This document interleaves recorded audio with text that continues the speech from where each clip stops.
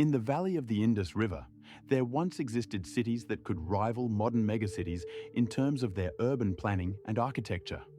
Harappa and Mohenjo-Daro were the two largest centers of this civilization, which thrived approximately from the 20th century BCE to the 15th century BCE. The urban planning in these areas was remarkable. Streets intersected at right angles, and houses were built from fired brick, ensuring durability and stability. Mohenjo-Daro was renowned for its citadel, a structure that stood above the city and served both religious and administrative purposes. Within this citadel was the Great Bath, a building measuring approximately 12 by 7 meters, used for ritual ablutions and likely having significant importance in the city's social life. Complex drainage systems allowed for the removal of wastewater, an impressive achievement for its time. Standardized weights and measures facilitated trade, while the bustling streets echoed with the cries of vendors, the aromas of spices, and the sounds of workshops. However, this grandeur could not withstand the onslaught of numerous disasters. Researchers propose various theories about the causes of this civilization's decline. One of the most well-known theories suggests changes in the river courses, which could have led to a shortage of water for irrigation. Climate changes, likely causing droughts, also played a role, undermining agriculture. The incursions of Aryan tribes, who began entering India around 2500 years BCE, may have been the final blow to an already weakened civilization. Epidemics, too, likely did not spare the inhabitants of Harappa and Mohenjo-Daro, decimating their populations. Gradually, once prosperous centers began to fall into disrepair, and the once bustling markets and workshops fell silent. Today, Mohenjo-Daro is an archaeological site where one can see not only the ruins of buildings, but also traces of the life that once existed there, telling the story of the people who once inhabited these cities. Entering this desolate world, one can feel how time takes away not only material things, but also the memory of the greatness that once reigned here. Among the ruins, tourists can see remnants of a civilization that left an indelible mark on human history. In Mohenjo-Daro, around 30,000 artifacts have been discovered, including seals, jewelry, and tools, offering insight into the high level of craftsmanship and culture of this enigmatic civilization. Ancient rock paintings found worldwide often raise more questions than answers, and among them are images that can be interpreted as representatives of extraterrestrial civilizations. In particular, in the caves of Sierra de la Luna in Argentina and on the plateau of Nazca in Peru, researchers have discovered strange figures resembling astronauts in spacesuits. These images, dating back over 4,000 years, cause bewilderment and raise the question of possible contacts between ancient people and cosmic beings. Vedic texts such as the Mahabharata describe vimanas, flying machines that could move both in the air and underwater. Mentions of such devices in the context of ancient Indian mythology are astonishing, as they may indicate the existence of advanced technologies that were unavailable at the time. Furthermore, in Mayan culture, figures resembling astronauts are mentioned, and images of flying saucers appear on medieval frescoes in European churches, such as in the Basilica of St. Peter in the Vatican. Proponents of the paleocontact theory often base their arguments on the sudden appearance of highly developed civilizations and their technologies, such as the construction of pyramids, which were built using methods unknown at the time. For example, the Egyptian pyramids, built around 2,500 years before our era, demonstrate architectural solutions that remain a mystery to historians and architects. Critics of this theory argue that such explanations oversimplify complex processes of cultural exchange and development. The scientific community insists that civilizations could achieve such heights through their own inventions and efforts, rather than external interference. Nevertheless, the mystery persists. How could ancient people perceive a meeting with beings possessing advanced technologies? The feeling of awe, fear, and confusion in the face of such phenomena could have become the basis for myths and legends passed down through generations. As a result, similar images and stories have emerged in different cultures, adding to the enigma of this topic. For instance, in ancient Greek texts, there are mentions of gods descending from the heavens, which can also be interpreted as evidence of encounters with extraterrestrials. There are numerous examples that highlight this connection, but none provide a definitive answer to the question of whether our ancestors truly encountered extraterrestrial civilizations, or if it was merely a product of human imagination and the desire to explain the unknown. One such example is the discovery of mysterious circles in the vicinity of Cusco in Peru, which may be related to ancient rituals or the observation of celestial bodies. In particular, such circles could indicate astronomical events and serve as evidence that ancient people possessed advanced knowledge of astronomy. The Library of Alexandria was not merely a repository of knowledge, but a true symbol of the intellectual grandeur of the ancient world. Its walls housed up to 700,000 scrolls, comprising a collection of works across various fields of science and art.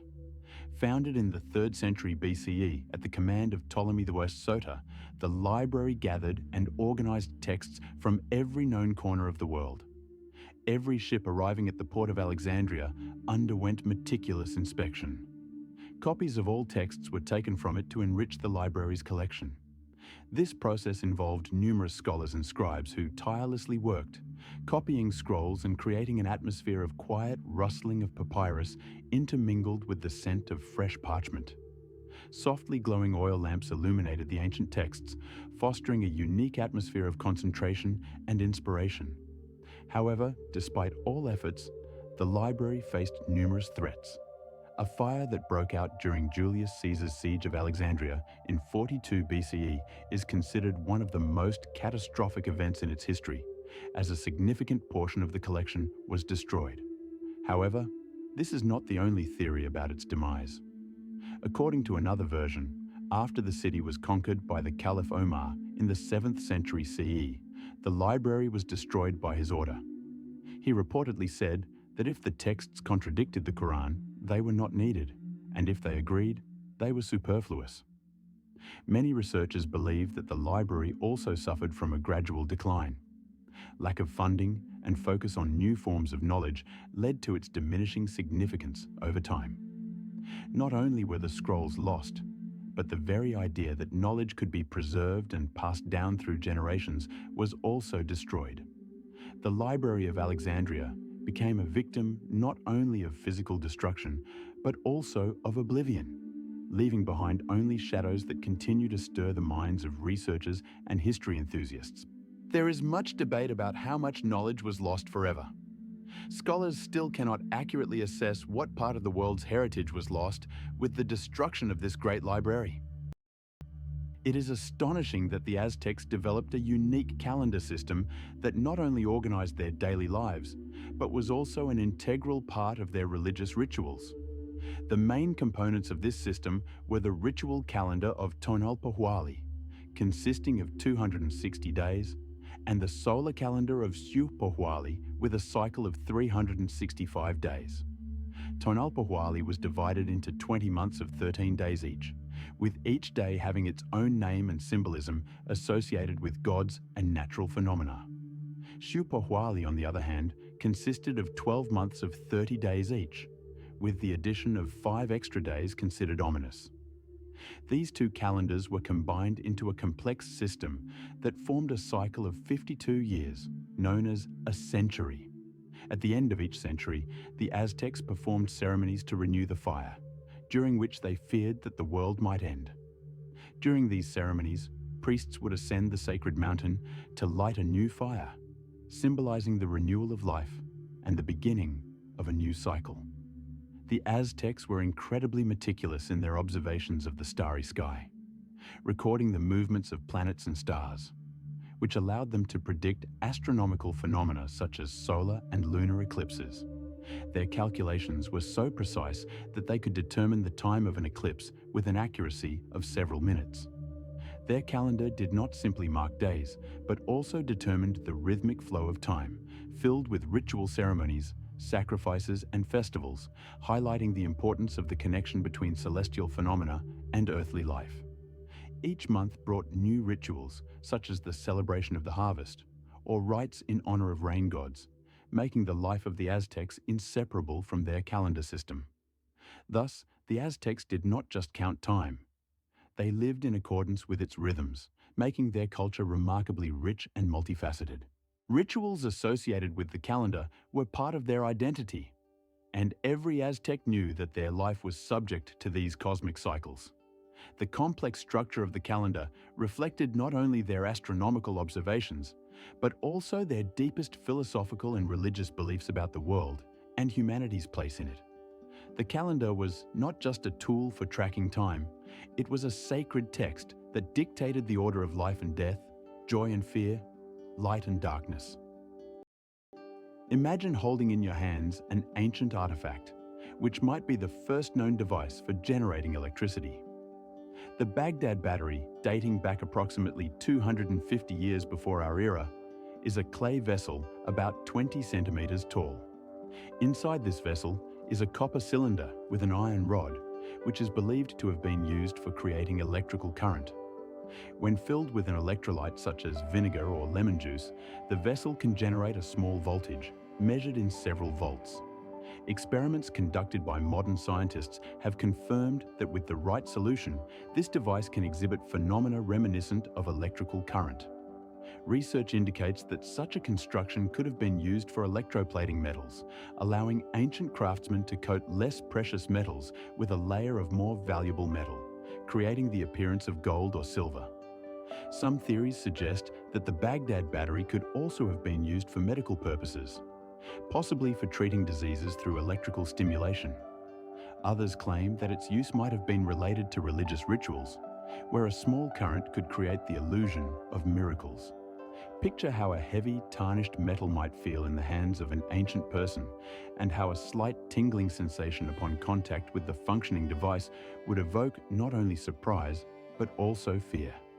The very existence of such a device in antiquity challenges traditional notions of the technological progress of ancient civilizations. Considering that the Baghdad battery was found in Iraq, in the territory of ancient Mesopotamia, the question of how it was used and by whom remains open. It is important to note that there is still no consensus among scientists regarding the purpose of this artifact, and each new discovery only adds more mysteries to the existing ones. The Baghdad battery is not just an exhibit in a museum. It is a window into a world where scientific knowledge and magic could coexist, and where ancient craftsmen used their knowledge to create extraordinary things. Scientific experiments show that even with a simple device like the Baghdad battery, remarkable results could be achieved, which today seem astonishing. Ancient civilizations possessed remarkable knowledge about the shape of the Earth, and this knowledge existed long before the era of Columbus. For instance, the Pythagoreans in the 6th century BC began to suspect that the Earth was spherical, based on observations of nature and celestial phenomena. They noticed that stars changed their positions in the sky depending on the location of observation, which indicated the curvature of the planet. Aristotle, the great Greek philosopher, in the 4th century BC, presented several arguments in favor of the spherical shape of the Earth. He observed that during lunar eclipses, Earth cast a circular shadow on the Moon's surface, and also noted that as one moved southward, new stars appeared in the field of view. Eratosthenes, who lived in the 2nd century BC, conducted a brilliant experiment. He measured the angle of the sun's rays in 2 different Egyptian cities, Alexandria and Syene, and, knowing the distance between them, calculated the circumference of the Earth with an accuracy of several hundred kilometers. His calculations showed that the circumference was approximately 62,000 stadia, which is very close to modern data. In the educated circles of ancient civilizations such as Greece, Rome, India, and China, knowledge of the spherical shape of the Earth was not uncommon. For example, in ancient Rome, the poet Virgil in his works also mentioned the spherical shape of the Earth. Observations of ships disappearing over the horizon confirmed this theory. First, the mast disappeared over the horizon, and then the ships themselves, which could not be explained if the Earth were flat. Additionally, in ancient times, people also paid attention to the starry sky, where stars revolved around the North Star, creating the illusion of a rotating sky dome. These observations inspired scientists to further research and study celestial phenomena, leading to the development of astronomy as a science. Overall, ancient knowledge about the sphericity of the Earth was more advanced than it might seem at first glance, and it became the basis for subsequent discoveries in the fields of geography and astronomy. At one time, at the entrance to the harbour of Rhodes, there stood a statue known as the Colossus of Rhodes, one of the 7 wonders of the ancient world. This magnificent bronze figure reached a height of approximately 33 metres, making it one of the tallest monuments of its time. The Colossus was erected on a stone base, and according to some sources, its weight often exceeded 200 tons. The statue depicted the sun god Helios, the patron of the island, and, according to legends, its gleaming bronze surface reflected sunlight, creating a dazzling spectacle for sailors approaching the harbour. As they passed by, the sound of waves crashing against the base of the giant figure created an atmosphere of grandeur and power, emphasising the significance of this architectural marvel. Construction of the Colossus began in 280 BC and took about 12 years to complete, demonstrating the high level of engineering skill of the time. The statue was destroyed in a powerful earthquake that occurred around 226 or 227 BC, leaving only fragments and memories of its former glory. There are theories that the Colossus may have served not only a decorative function, but also as a lighthouse for ships entering the harbour. Some researchers suggest that its arms could have been raised in a welcoming gesture, indicating the path to a safe harbour. Thus, this monument not only symbolised the strength and prosperity of Rhodes, but also had practical value for sailors. Although it is impossible to restore the exact appearance of the Colossus, surviving descriptions testify to its grandeur. The bronze, gleaming in the sun, creates an image that continues to inspire artists and historians. Given that the Colossus was built using technology similar to that used for creating statues in ancient Egypt, it can be assumed that it became a symbol not only of architectural, but also of cultural power of its time. In Mexico lies Teotihuacan, one of the most enigmatic ancient cities, built by unknown architects who left behind only mysteries and monumental structures. The pyramids of the sun and the moon, towering over the city, are impressive in their size. The Pyramid of the Sun stands at approximately 63 meters in height, making it one of the largest in the world, with a base area exceeding 14 hectares. Although the Pyramid of the Moon is smaller in size, it is no less impressive, reaching 47 meters in height and serving as an important part of the city's overall layout. The Avenue of the Dead, stretching for 2.5 kilometers, connects these two monumental structures and creates a sense of openness where each step echoes off the ancient walls and the wind softly whispers between the stones. The geometric layout of Teotihuacan is striking in its precision. Streets intersect at right angles, and buildings are aligned with astronomical references, indicating the high level of knowledge possessed by the architects and astronomers of the time. This city was not founded by the Aztecs, as many assume. Its history dates back to the early centuries of our era, when it reached its peak, with a population that could have numbered up to 200,000 people. The reasons for the abandonment of Teotihuacan remain an unsolved mystery. It could have been due to internal conflicts, economic difficulties, or climate changes. Research shows that during its decline, the city may have been abandoned for a short period, leaving behind many unanswered questions. Contemporary archaeologists, such as Dr. Mario Gomez from the Mexican Institute of Anthropology, continue to study this unique civilization, analyzing tools, ceramics, and other artifacts that help reconstruct the life in Teotihuacan. Every stone here, every architectural element, is not just a remnant of an ancient culture, but a key to understanding how the people who left this city lived, dreamed, and created, leaving it as a legacy for future generations. The pyramids, streets, and plazas of Teotihuacan continue to hold the spirit of the time and the mysteries that may never be fully deciphered. In the heart of the highlands of Bolivia, On the plateau of Tiwanaku stand the famous Sun Gate, which inspires awe with its scale and architectural complexity. This monumental portal reaches a height of approximately 3 meters and a width of 4 meters, constructed from andesite weighing around 10 tons. The central element, a bas-relief, depicts a god with rays, which is not coincidental, as this image reflects a deep connection to ancient solar cults. Surrounding it are mysterious symbols that continue to spark debate among scholars.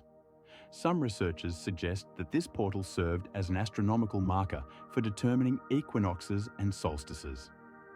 The Sun Gate is precisely oriented towards the sunrise on the winter solstice, confirming its significance as an astronomical structure. The site where the Sun Gate is located is surrounded by the thin air of the highlands, creating a unique atmosphere, and the interplay of light and shadow on the carved surfaces imparts a sacred character to this space. Each detail of the portal is rich in symbolism, making it not just an architectural object, but a true sacred space where ancient cultures expressed their beliefs and understanding of nature. Surrounding the central figure are other carved elements that may symbolize various aspects of the cosmos and time, although their exact meaning remains a subject of debate among historians and archaeologists. Some researchers even propose that the Sun Gate was used in rituals connected to agriculture, underscoring its importance for the communities that once inhabited these lands. Notably, Tiwanaku itself was a significant cultural and religious center that existed from around 2000 BCE to 1000 CE. The presence of such monuments as the Sun Gate attests to the high level of knowledge and skill of the local inhabitants in architecture and astronomy, making this object unique in human history. Each visit to this place fills one with the spirit of ancient history, prompting reflection on how many secrets still remain hidden within the stones. Imagine a world where culture blazes like a star, suddenly illuminating the darkness. Around 4,000 years before our era, in Mesopotamia, between the rivers Tigris and Euphrates, the Sumerian civilization emerged, possessing a developed writing system, architecture, and complex social structure. The Sumerians, who called themselves black-headed due to the black caps they wore on their heads, created the first city-states such as Ur, Uruk, and Lagash, which became centers of trade, religion, and culture. These cities were surrounded by magnificent walls and had sophisticated irrigation systems that allowed them to maximize the productivity of their fertile lands. The Sumerians also developed cuneiform script, one of the earliest forms of writing, which used reed styluses to inscribe signs on clay tablets. This process created a characteristic sound, reminiscent of the rustling of reeds, and allowed them to record important events, commercial transactions, and laws. In their inscriptions, the Sumerians mentioned divine beings known as the Anunnaki, who, according to their beliefs, brought knowledge and culture to Earth. This mythology lent their civilization a unique mystique. The Sumerians also made significant achievements in astronomy, observing the movements of planets. They knew of 5 planets visible to the naked eye and used their observations to develop a calendar based on lunar and solar cycles, enabling them to accurately predict eclipses and other astronomical phenomena. Their knowledge of celestial bodies was so advanced that they even classified stars and created astronomical tables. Their views on the cosmos and time reflected a deep connection with nature, and their zodiacal system became the foundation for many subsequent astronomical systems. On Sumerian tablets, one can find records of medical practices and surgical methods that were quite advanced for their time. One tablet, dated around 2,000 years before our era, describes a procedure known as trepanation, which was believed to help treat epilepsy. In this context, the Sumerian civilization becomes not just a cultural phenomenon, but a true source of knowledge that continued to influence many peoples and civilizations in the future.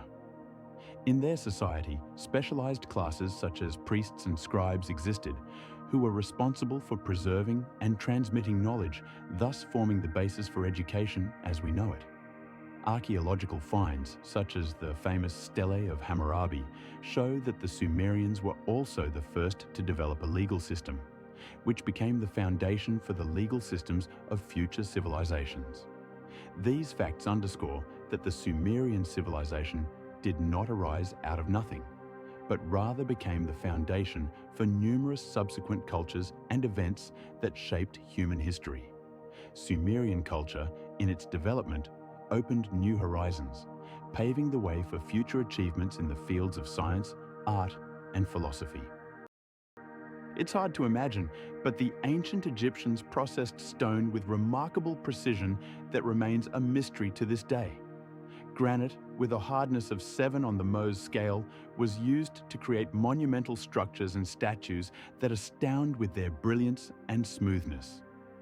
For example, in the Karnak temple, one can see enormous granite blocks, perfectly polished to a mirror-like state. These surfaces have maintained their smoothness over the course of millennia, attesting to the high level of skill of the ancient stonecutters. But how did they achieve such precision? One theory suggests the use of abrasive sand, which was likely mixed with water to create a polishing paste. On some monuments, traces of copper saws are visible, also indicating the use of copper tools in stoneworking. However, not all researchers agree with these theories. Some propose that the ancient Egyptians might have used sound technologies that allowed them to cut stone using ultrasonic vibrations. This seems fantastic, but such hypotheses fuel interest in the ancient methods of stoneworking. Particularly impressive are the cylindrical drill holes with minimal deviation, which can be observed on many ancient Egyptian artifacts. Such holes, executed with high precision, evoke admiration and challenge our understanding of the technologies of that era. The sound made by a stone when tapped resembles a melody from antiquity, reminding us that behind these massive blocks lies immense effort and knowledge. Basalt, with a hardness of 6, was also used to create various objects, including statues and decorative elements. Unlike granite, basalt has a finer grain structure, making it more convenient for carving, but no less complex to work with. Ancient masters skillfully used their tools to achieve perfect right angles and straight lines, raising questions about their skills and knowledge. In the Temple of Hatshepsut at Deir el-Bahri, one can see examples of diorite processing, which reaches a hardness of 7 to 8. This material is characterized by exceptional strength and weight, making it difficult to work with. However, the Egyptians managed this task, leaving behind masterpieces that retain their appeal to this day. Their work with stone formed the basis for many architectural achievements that continue to amaze. The pyramids, temples, and statues created from these materials serve as a reminder of the high skill and mysterious technologies used by the ancient Egyptians, which remain subjects of study and debate among historians and archaeologists. In particular, in the 20th century, archaeologist and engineer Joseph Farrell proposed that the ancient Egyptians might have used various methods that were not documented in historical records, once again raising questions about what else we do not know about the technologies of that era. Imagine for a moment the crystal skulls discovered in Central America, each seemingly capable of not only reflecting light, but also leading to deep contemplation of the mysteries of antiquity. These artifacts, crafted from pure quartz, are remarkable for their flawless polish and anatomical precision. Their creation required not only skill, but also knowledge that, according to some researchers, may have been lost over the centuries. The skulls have a smooth surface, and light passing through their transparent structure creates unusual rainbow-like glimmers, as if they are alive. Some of them measure between 30 and 40 centimeters in height and weigh up to 7 kilograms. These artifacts evoke not only admiration, but also awe, as their empty eye sockets, gazing at the observer, create the sensation that they are watching every movement. There are conflicting theories about their origin. Some scientists believe they are genuine ancient artifacts with mystical properties, used in rituals and ceremonies. For example, in 1930, one such skull was found in Mexico, which researchers claim was created by the Aztecs, although there are no documentary proofs of this. Others, including the renowned archaeologist and anthropologist David Houston, assert that these skulls are skillful forgeries from the 19th century, created to attract tourists and researchers. Houston finds traces of modern production in them, such as grinding machine marks and unnatural lines. This debate intensifies with each new discovery, and every time the skulls are exhibited at auctions or in museums, they spark heated discussions among historians and archaeologists. Nevertheless, for centuries, the skulls have retained their aura of mystery. A cold crystal touching the skin evokes the feeling of touching the very essence of historical heritage. Their presence in museums and private collections is often accompanied by legends about their healing properties or ability to predict the future. It is interesting that even in the 21st century, some researchers are trying to determine how ancient cultures could have processed such materials without modern technologies. Scientists like Mario Gutierrez conduct experiments with modern tools to recreate the process that could have led to the creation of such complex forms. But the results remain inconclusive. As a result, the crystal skulls remain not only objects of admiration, but also sources of unsolved questions about the true capabilities of human civilizations and how they could have created such captivating artifacts. Each skull is not just a work of art, but a whole history filled with mysteries and contradictions that continue to intrigue both scientists and history enthusiasts. There are different versions about the number of such skulls. Some researchers claim there are only 8, while others say there are more than 10 surviving examples. Each one is a unique artifact that continues to stir minds and serves as a reminder that there is still much unexplored in human history. Imagine ancient cities where water flows through canals, like life, sustaining the existence of millions of people. The Roman aqueducts built in the 1st century BC were an outstanding engineering achievement, allowing water to be transported over distances of up to 100 kilometers. These monumental structures, with their arches towering over valleys, not only supplied the city dwellers with water, but also served as symbols of the power of the Roman Empire.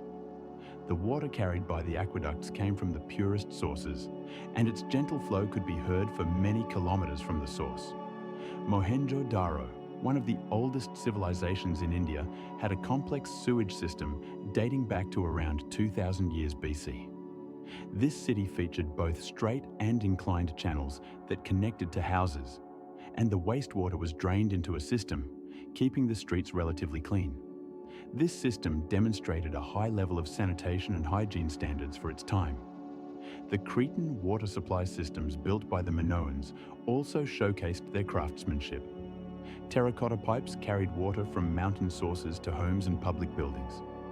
The Minoan toilets with flushing systems and the public baths in Rome, where people gathered not only for washing but also for socializing, clearly demonstrated the importance of water in the lives of ancient people. Picture the coolness of underground cisterns where water was stored in the shade, and the echo in the vaulted chambers of Roman baths, where every sound reminded of the grandeur and luxury. The purity of running water contrasted with the dusty streets where people and animals bustled, creating a continuous flow of life and activity. Romans were proud of their water supply systems, which not only improved the quality of life, but also contributed to the development of cities. According to historians, in the 1st century AD, Rome had more than 12 aqueducts that daily supplied around 1 million cubic meters of water, serving as the basis for the functioning of public baths and fountains, creating a unique atmosphere in the city. In the dense jungles of Yucatan, the mysterious city of Mérida hides, a place where architecture embodies a blend of Mayan, Toltec, and many other cultural styles. The walls of Mérida's ancient buildings, covered in greenery, seem to narrate the history of interactions between various civilizations. This was once a place of vibrant life, possibly serving as a significant trade and cultural hub connecting peoples hundreds of kilometers apart. Archaeologists exploring this region have uncovered numerous artifacts supporting theories of distant contacts. For instance, in 2005, during excavations, unique ceramic vessels with Olmec-style decorations were found, indicating trade ties with this ancient civilization. Buildings like the Church of St. John the Baptist exemplify the fusion of styles. Here, one can see elements characteristic of both classical Mayan architecture and later Toltec influences. They used local limestone, giving the structures a majestic appearance. Merida showcases intricate carvings that not only served as decoration, but also held ritual significance, reflecting the beliefs and customs of various peoples.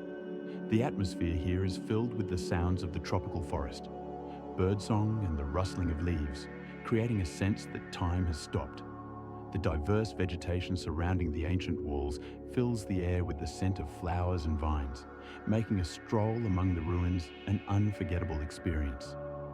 Excavations continue, and each newly discovered artifact adds new chapters to the history of this extraordinary city. In 2019, researchers found unusual stone tablets with hieroglyphs that remain undeciphered, adding to the mysteries surrounding Merida. Each new day brings fresh discoveries that could change our understanding of this enigmatic place. In 2020, an archaeological team discovered remnants of unusual construction structures that they believe could have been part of a water supply system, indicating a high level of engineering skill among the local inhabitants. Merida remains an unsolved enigma, filled with secrets waiting to be revealed. Its architectural heritage continues to attract not only tourists, but also scholars from around the world, eager to unravel the mysteries hidden within the dense jungle greenery and among the stone walls. The Sphinx in Giza, with its silent majesty, seems to guard secrets that may be much deeper than we are accustomed to think. There are theories suggesting that this monument could be older than the officially recognized age of 4,500 years. Geologists like Robert Schoch claim that the erosion marks on the body of the Sphinx, including deep grooves and cracks, indicate exposure to heavy rainfall. These rains could have occurred during a period when Egypt's climate was significantly wetter, implying that the Sphinx might have been created more than 10,000 years ago, when the region experienced rainfall rather than the current desolate desert. The erosion that has left its mark on the stone gives the Sphinx an ancient appearance, as if it has been a victim of time's playful games. Additionally, its astronomical alignment with the constellation Leo during the era of 10,500 years before our time emphasizes its connection to ancient cosmological knowledge. At the time when the Sphinx might have been built, this constellation was on the eastern horizon at the time of the vernal equinox. Light breaking through the clouds gently touches its weathered face, creating a play of light and shadow that highlights every crack and indentation, as if the stone itself whispers about forgotten times. This contrast between light and shadow, between eternity and transience, makes the viewer ponder how many secrets are hidden behind its calm gaze.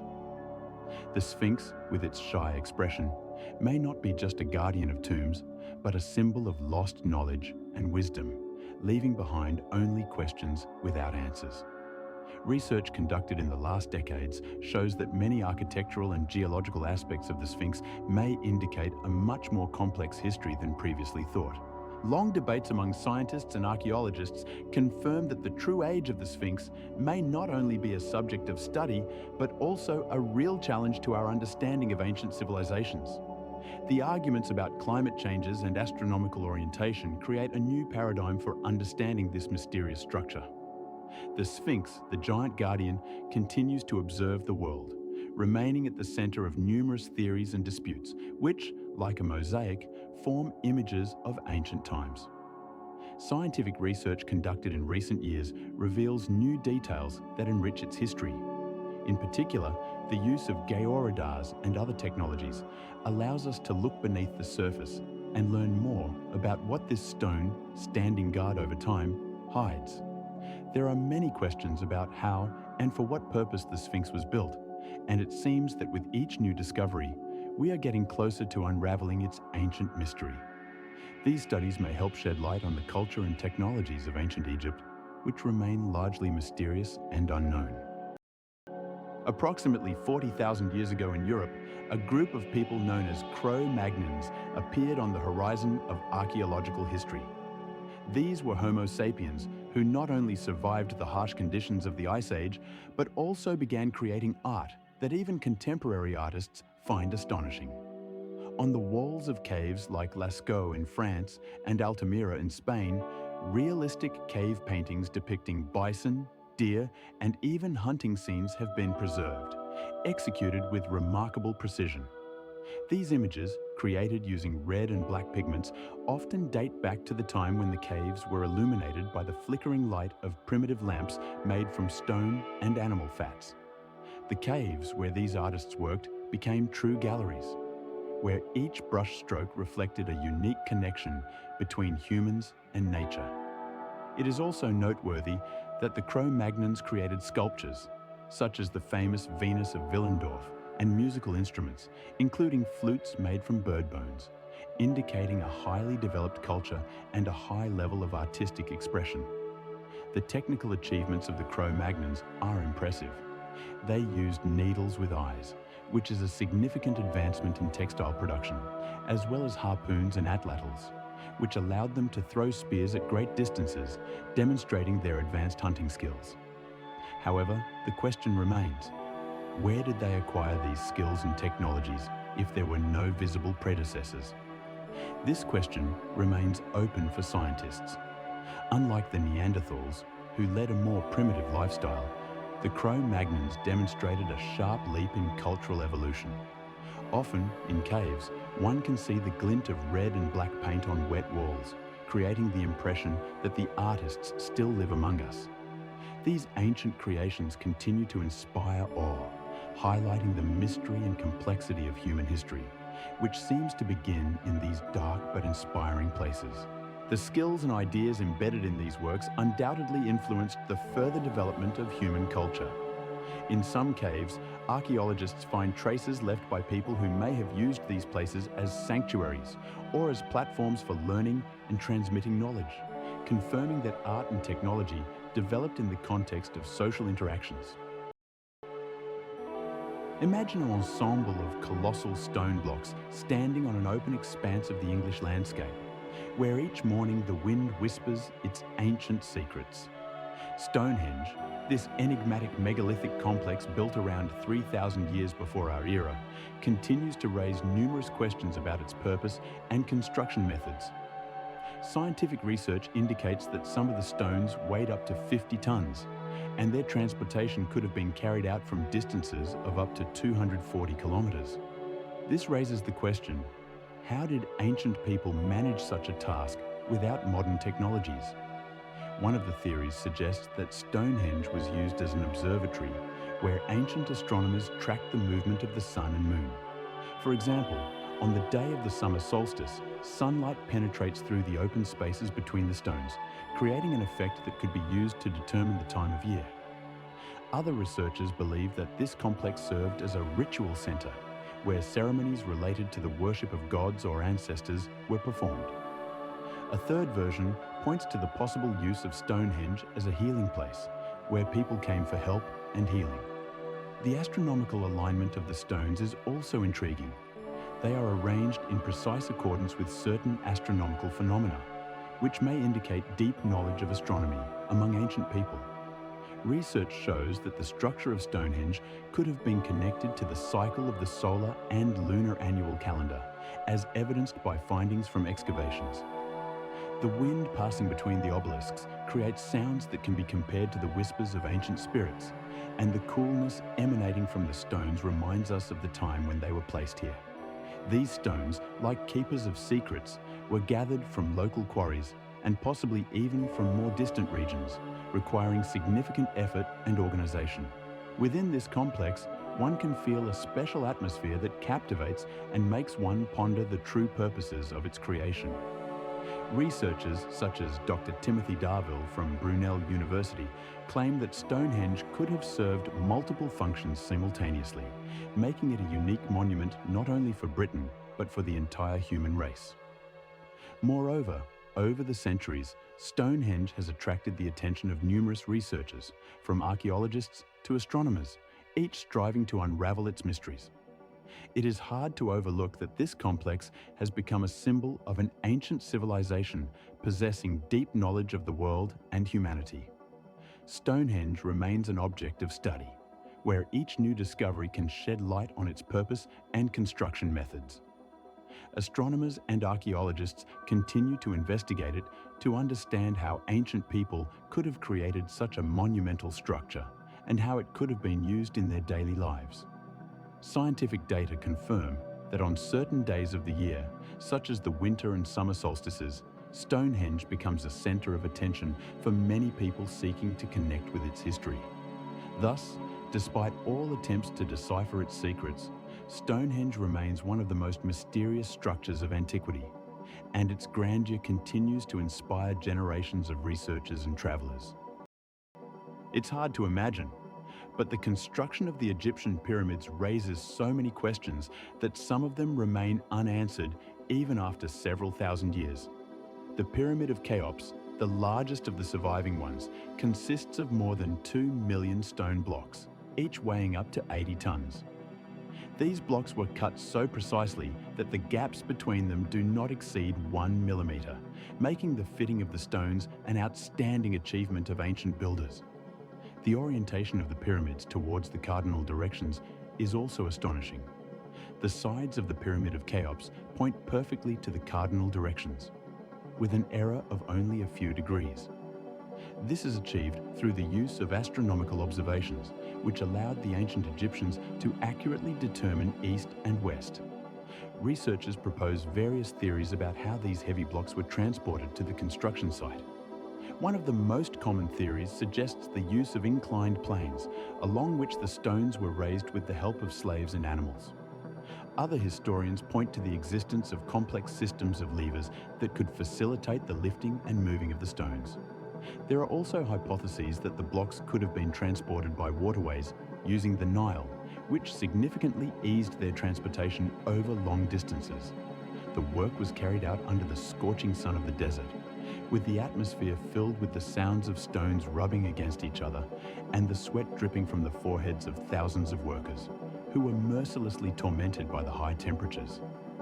The smell of limestone hung in the air, mixed with the smell of sweat and fatigue, and the shadows cast by the magnificent pyramids at sunset created the illusion that the pyramids themselves were watching the work of their creators. These monumental structures stand as evidence not only of engineering genius, but also of the enormous efforts expended on their construction. The Pyramid of Cheops, for example, was built around 2,500 years before our era, and it continues to inspire awe with its grandeur and precision. Imagine a black basalt stone that became the key to unraveling one of the most mysterious scripts in human history.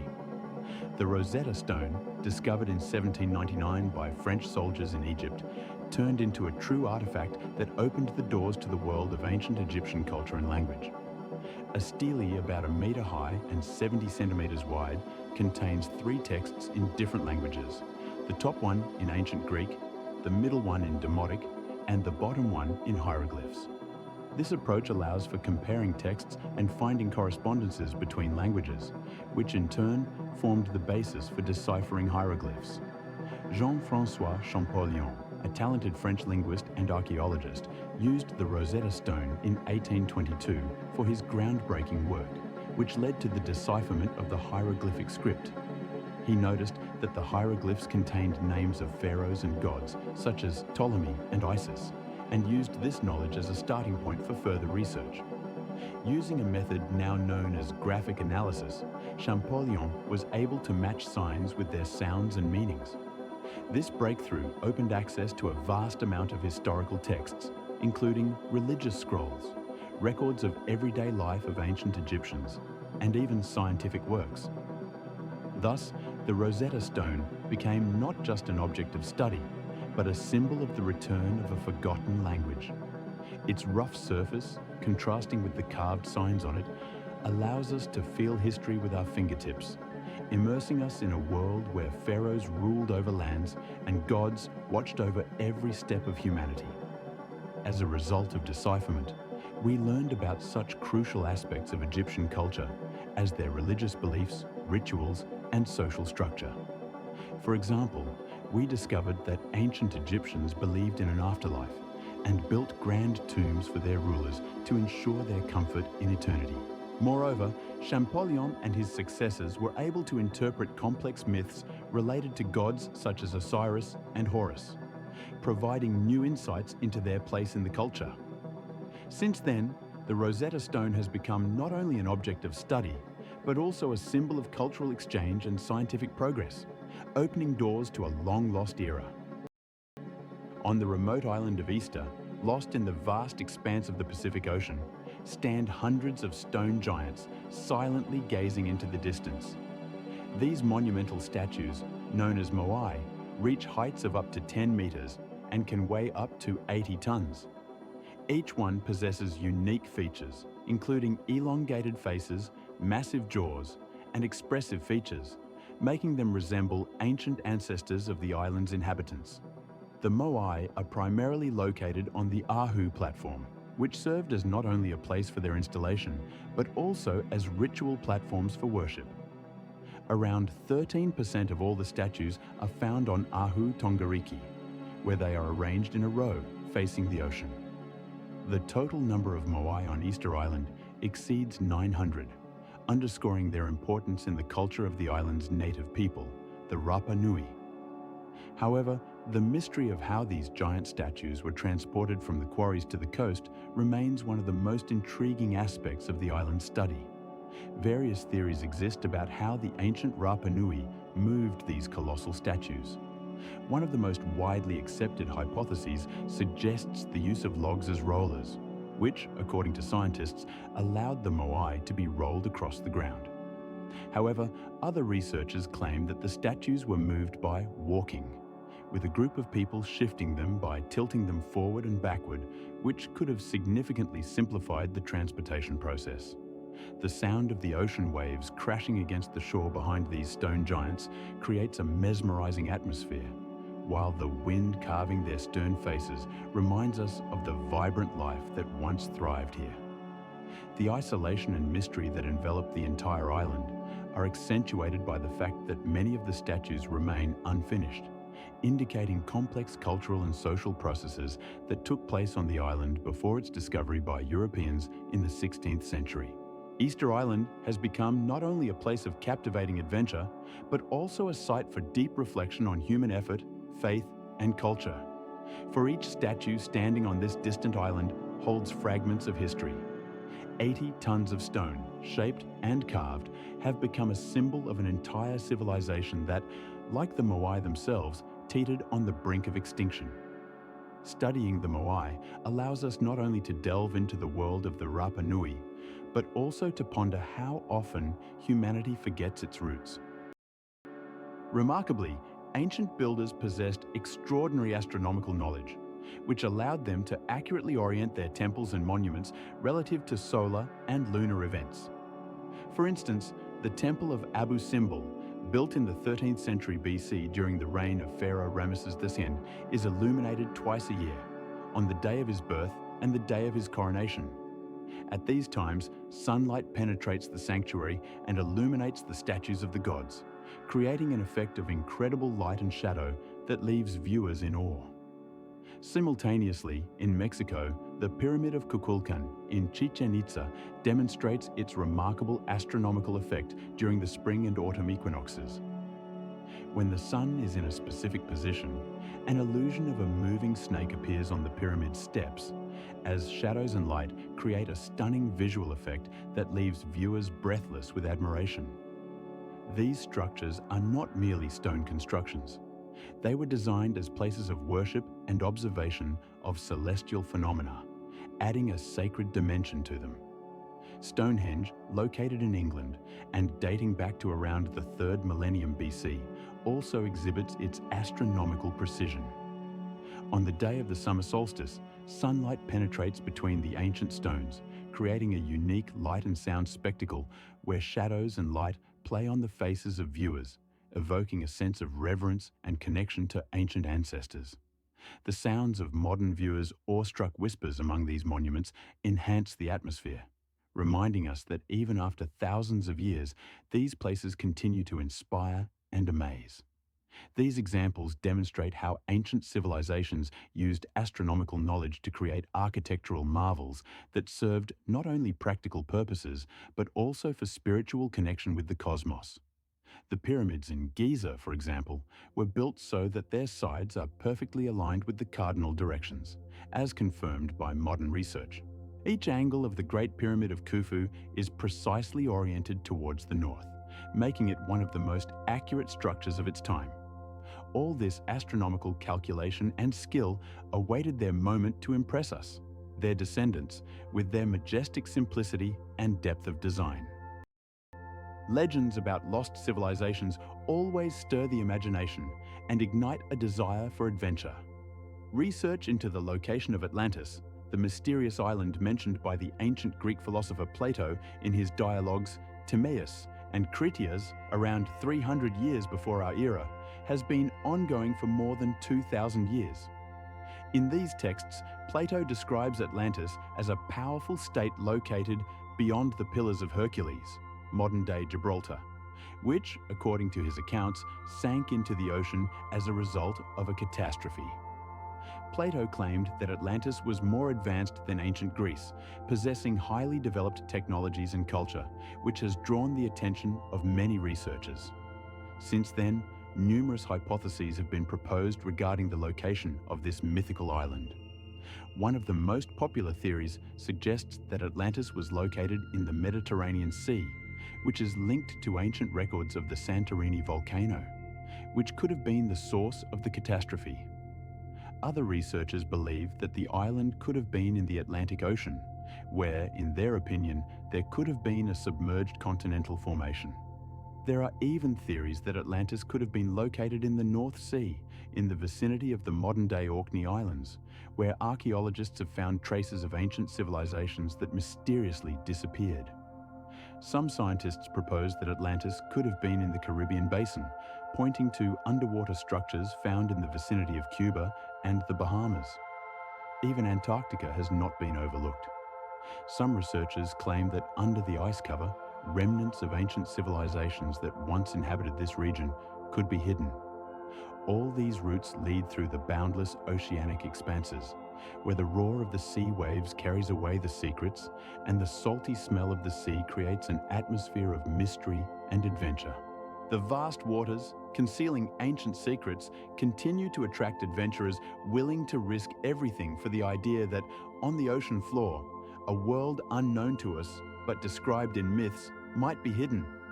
Scientific research, such as underwater archaeology and geological studies, continues, and scientists hope that one day they will be able to unravel this ancient enigma.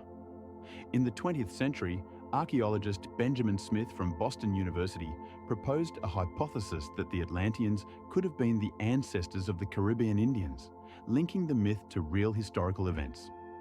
In the year 2021, a group of underwater archaeologists discovered underwater structures near the island of Crete, which could confirm the existence of a highly advanced civilization like Atlantis.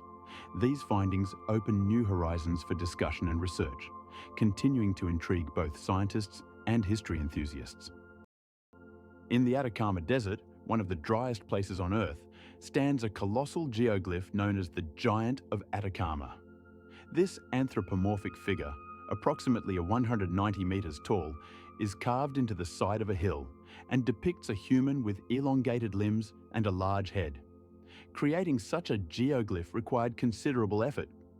Ancient people removed the top layer of earth, exposing dark stones that created a contrast with the bright sandy background. Scientists believe that the Giant of Atacama could be up to 2,000 years old, placing it in the same league as other famous geoglyphs around the world, such as the Lines of Nazca. There are several theories about its purpose. Some researchers suggest that it could have served as an astronomical marker, pointing to significant astronomical events or seasonal changes.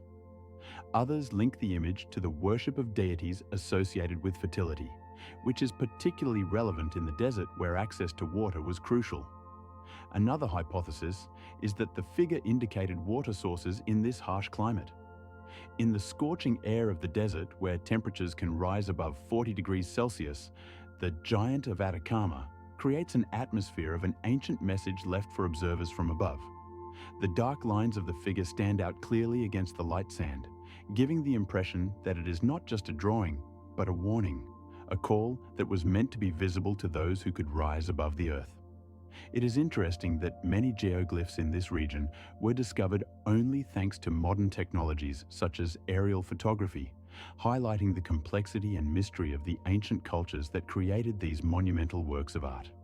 In the 20th century, archaeologists and anthropologists like Dr. Christopher Patterson began to study these figures, trying to unravel their secrets and understand the role they played in the lives of ancient peoples. Each of these geoglyphs is not just a painting, but a window into the past, revealing much that is unknown about the lives of people who inhabited these lands thousands of years ago. In ancient texts from various cultures, there are descriptions of extraordinary and enigmatic chariots of the gods, which, according to the authors, were used by deities. For instance, the Vedas mention Vayu, which are described as flying machines that emit bright light and produce loud sounds. These descriptions evoke associations with modern concepts of flying machines. In the Bible, in the book of Ezekiel, there is also a mention of wheels that moved by the power of the Spirit and were accompanied by fiery flashes and thunderous sounds. Sumerian texts such as the Epic of Gilgamesh also contain descriptions of divine devices that could move through the air and cause strong winds and storms. Against this backdrop, Erich von Däniken's theory suggests that these descriptions could be evidence of contact with extraterrestrial beings. He points to parallels between ancient texts and modern stories about UFOs, arguing that our ancestors might have interpreted alien technologies as divine phenomena. However, there is also an opposing view that these descriptions are metaphors for natural phenomena like lightning or thunder, serving as a reflection of humanity's attempt to explain the unknown through the lens of mythology. It is important to note that many researchers interpret these texts as symbolic constructs that illustrate not so much real events, but rather the inner experiences and cultural beliefs of ancient peoples. For example, in the Sumerian myth of the chariot of the god Shamash, the bright glow and noise symbolize his divine power and authority. These images, filled with light and sound, create a sense of grandeur and magic that is impossible to ignore. The comparison of various mythological descriptions of chariots can serve as an indicator of how humanity has always sought to explain its place in the world and its interaction with the unknown. In Sumer, for instance, the concept of God's machines was widespread, and some researchers believe these could have been early forms of technology that were not understood by their creators. There is also a view that some of these texts may have been distorted over time, adding elements that do not correspond to their original meaning. Interestingly, in some cultures, these descriptions of wheels were not only endowed with physical properties, but also with spiritual ones, emphasizing their importance in religious rituals. Ancient priests often used the images of chariots in their ceremonies to create an atmosphere of grandeur and divine presence. Overall, these approaches demonstrate the complexity and multifaceted nature of the perception of the divine in ancient texts. Today, such research continues to generate interest and debate among scholars and history enthusiasts, highlighting the importance of understanding the context and cultural specifics in which these textual artifacts were created. Comparing various descriptions of chariots in texts from different cultures allows for the identification of parallels and common features, which can be useful for a deeper understanding of ancient civilizations. As a result, the study of these ancient texts not only reveals secrets of the past, but also underscores the universality of human experience and the drive to explore the unknown. There are myths about the curse of the pharaohs that have frightened and fascinated people for centuries. One of the most famous cases occurred after the opening of Tutankhamun's tomb in 1922. Lord Carnarvon, who funded the excavations, died shortly after the tomb was opened. His death occurred in April 1923, just a few months after the archaeologists entered the tomb. Lord Carnarvon was bitten by mosquitoes, and despite receiving medical treatment, his health rapidly deteriorated. He died from blood poisoning, and rumors of the pharaoh's curse spread quickly. Local residents claimed that the tomb was guarded by spirits who avenged those who disturbed their peace. Carnarvon's death caused a wave of panic among the other expedition members. More deaths followed, including that of archaeologist George Herbert, who also died under mysterious circumstances. Some died from diseases, while others died in accidents, adding to the mystery. However, scientific explanations also exist. Researchers point out that the tombs could have contained toxic mold spores that cause various diseases, including lung infections. Other scientists emphasize the psychosomatic effects, where fear and stress can lead to real physical ailments. Archaeologists entering the musty air of ancient burial chambers encounter various sensations. The dim light of torches casts shadows on hieroglyphic warnings written on the walls, creating an atmosphere of unease and uncertainty. These inscriptions, warning not to disturb the dead, can evoke feelings of fear and even paranoia in researchers. Ancient Egyptians believed that pharaohs continued to live in the afterlife, and any interference could provoke the wrath of not only the gods, but also the dead themselves. Considering all these factors, it's not surprising that the pharaoh's curse continues to be a topic of discussion and speculation. There are many other mysterious cases associated with the opening of other tombs and archaeological discoveries, where expedition members have encountered various misfortunes. For example, in 1932, after the opening of the tomb of Pharaoh Seti I, several expedition members' health rapidly deteriorated, which was also linked to the curse.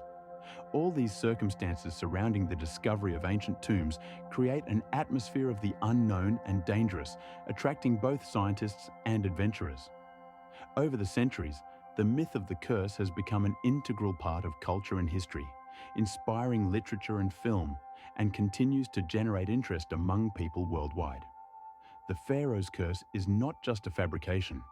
It is a symbol of fear of the unknown, as well as a reminder that ancient civilizations left behind not only material, but also mystical legacies. Tombs filled with mysteries and riddles continue to keep their secrets, and each new artifact or discovery only fuels the discussions and myths.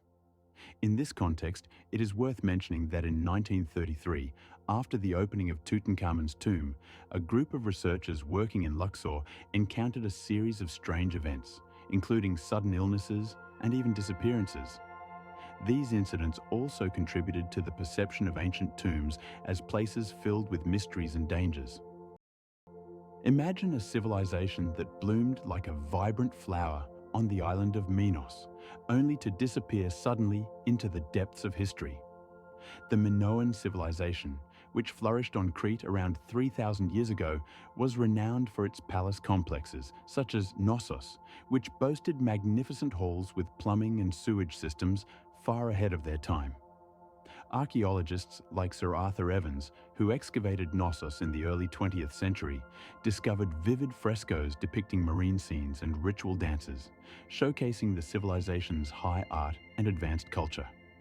The Minoans actively traded with neighboring peoples, including the Egyptians and Hittites, using their powerful merchant fleets, which contributed to their economic prosperity. However, around 1600 BCE, a catastrophic event brought this brilliant era to an end. A volcanic eruption on the island of Santorini, known as Thera, caused a massive tsunami that devastated the coastal cities of Crete. Scientists suggest that this eruption may have released enormous volumes of ash into the atmosphere, blocking out the sun and altering the island's climate. This could have led to crop failures and famine, weakening the Minoan economy.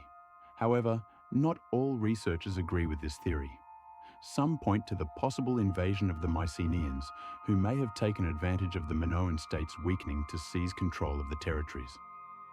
Others emphasize internal social conflicts that could have arisen due to economic hardships and popular discontent. This created a chaotic atmosphere. The roar of the eruption, waves crashing onto the shores of Crete, ash blocking out the sun, and panic in once thriving cities. The Minoan civilization, leaving behind numerous mysteries and exquisite artifacts, now exists only as a shadow of its former glory, and scholars continue to puzzle over the enigma of its disappearance. Archaeological findings show that Knossos was severely damaged, with only ruins remaining outside its walls, a testament to the once flourishing culture.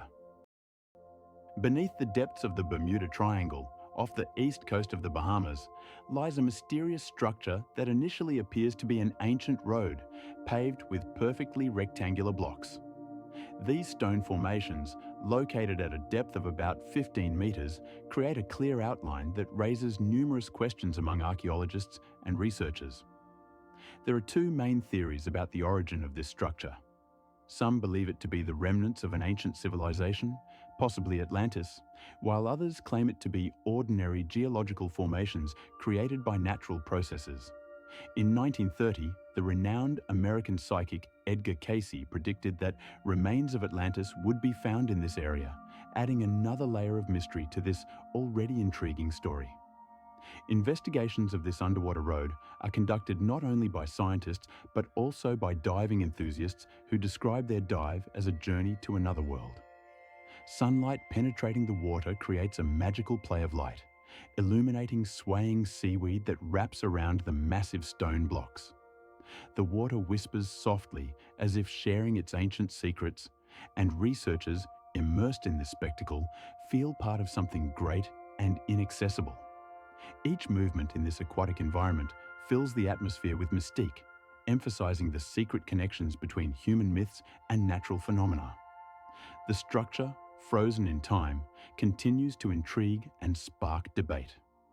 80 years ago, in 1930, the first diver who encountered this anomaly could not have imagined that its discovery would ignite such controversial discussions. Proponents of the Atlantis theory suggest that such constructions could have been part of an advanced civilization's developing infrastructure, while skeptics point out that such formations can also arise from natural processes like erosion or sedimentary deposits.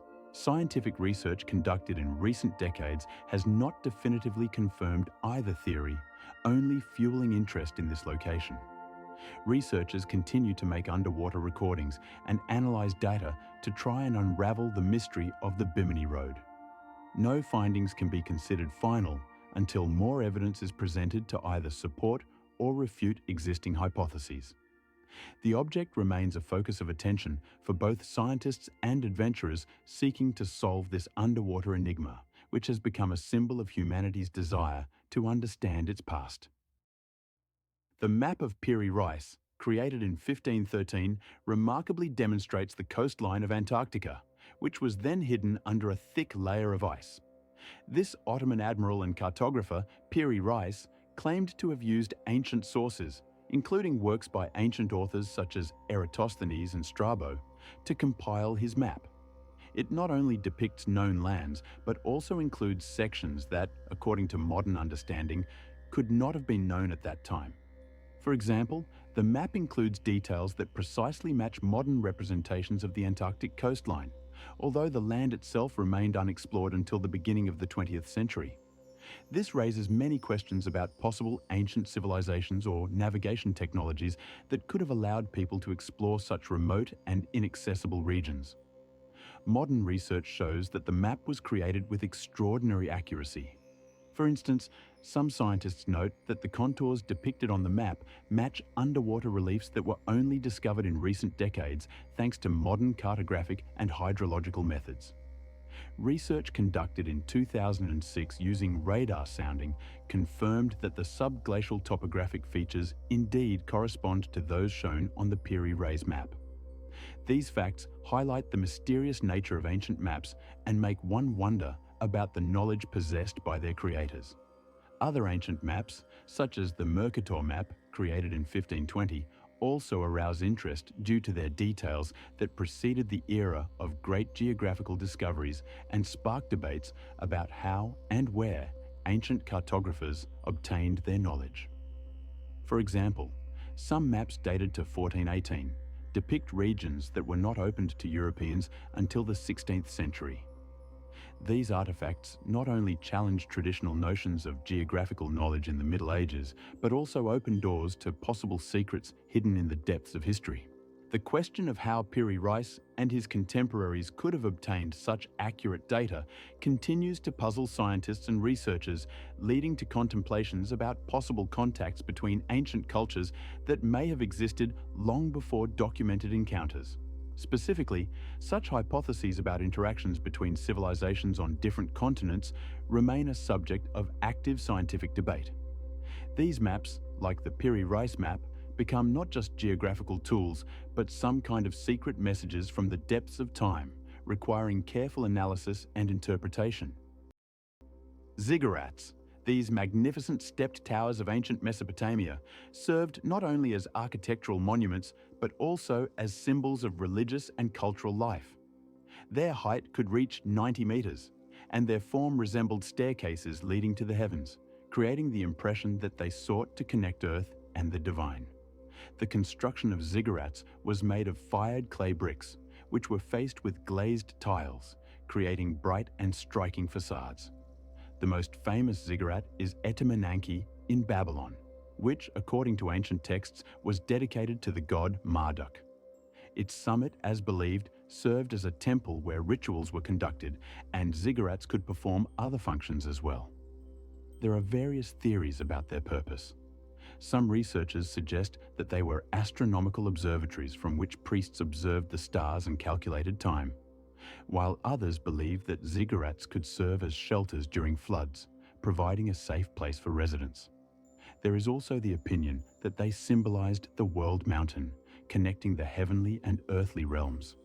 Climbing their monumental staircases, one feels approaching the heavens, and from the upper platform, one can enjoy a breathtaking view of the surrounding city. Narrow streets and houses, crossed by long shadows cast by the ziggurat at sunset. This creates an atmosphere of a sacred place where heaven and earth meet, and time seems to stand still. Ziggurats not only dominated the landscape, but also served as places of worship where ancient Mesopotamians sought connection with the gods, and their grandeur continues to impress archaeologists and historians to this day. More than 100 ziggurats were built across Mesopotamia, with the most famous ones located in Ur, Nineveh, and Babylon, each possessing unique architecture and history. Amazing knowledge about celestial phenomena was characteristic of many ancient civilizations, and their achievements in astronomy continue to inspire awe. For instance, the Maya, who lived in Central America, created a calendar that allowed them to accurately calculate the length of the solar year to within 20 seconds. They used their observations of the sun, moon, and stars to compile complex tables that helped in predicting eclipses and other astronomical events. This was not just a hobby. They linked their observations with religious rituals, giving their astronomical knowledge special significance. The Babylonians, located in the territory of modern-day Iraq, also achieved remarkable success in astronomy. They were the first to predict lunar eclipses based on cycles of eclipses, known as series. Their eclipse tables, dating back to around the 6th century BCE, demonstrate a deep understanding of cyclical natural phenomena and their interrelations. The builders of Newgrange in Ireland created unique megalithic structures designed so that the sun would illuminate their internal spaces only on the day of the winter solstice. This event, occurring on December 21st, was important for the agricultural calendars of ancient peoples, symbolizing the rebirth of light and the beginning of a new cycle. In this context, the night sky, studded with stars, served not only as a source of inspiration, but also as a practical tool for planning daily life. Ancient observers, sitting in the silence of temple observatories, gazed at the vast expanse, marveling at the grandeur of celestial bodies and their movements. Such structures as Stonehenge also had astronomical significance, serving as a kind of calendar and observatory. No less interesting is the Antikythera mechanism, found in the waters off Greece in the early 20th century, which is an ancient device for calculating the movement of celestial bodies. This mechanism, dating back to the 1st century BCE, consisted of a complex system of gears and was capable of predicting the positions of the sun and moon, as well as eclipses. Its creation required exceptional engineering skills for its time, showing how profound the astronomical knowledge of ancient civilizations was. This device, in essence, is an analogue of the first mechanical calculators used for astronomical calculations. The sky that ancient peoples gazed upon was not just an object of admiration, but a vast map on which they found answers to many questions about their existence and their place in the world. In one of the ancient Egyptian temples of Hathor in Dendera, mysterious bas-reliefs were discovered, depicting elongated objects that remarkably resemble modern electric lamps.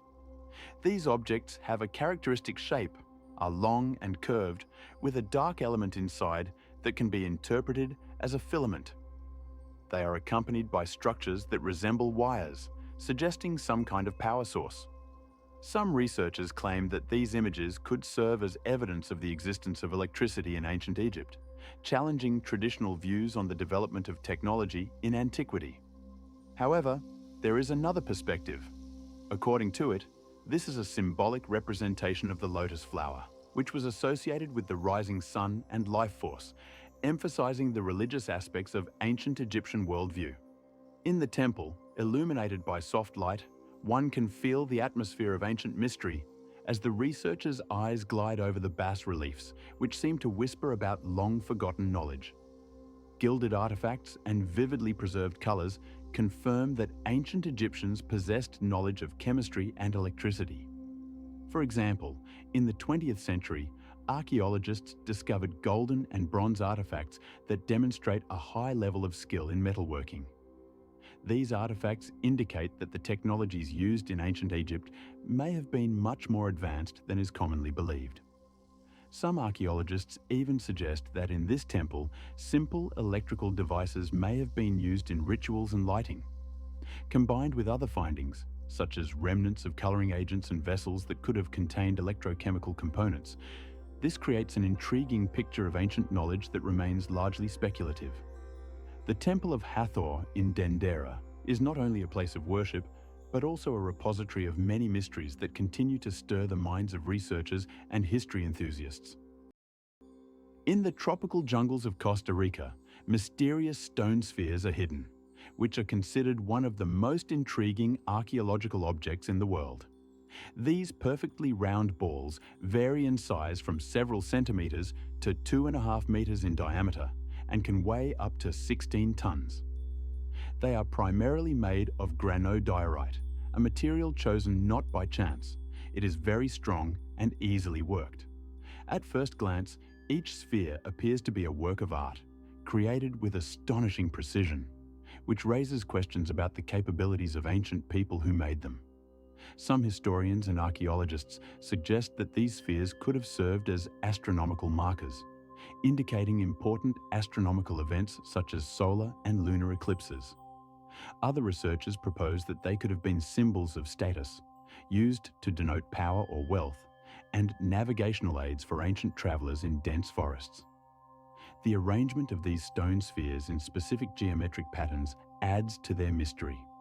They are not randomly scattered across the landscape, but were likely part of a more complex system connected to rituals or social structures of the time.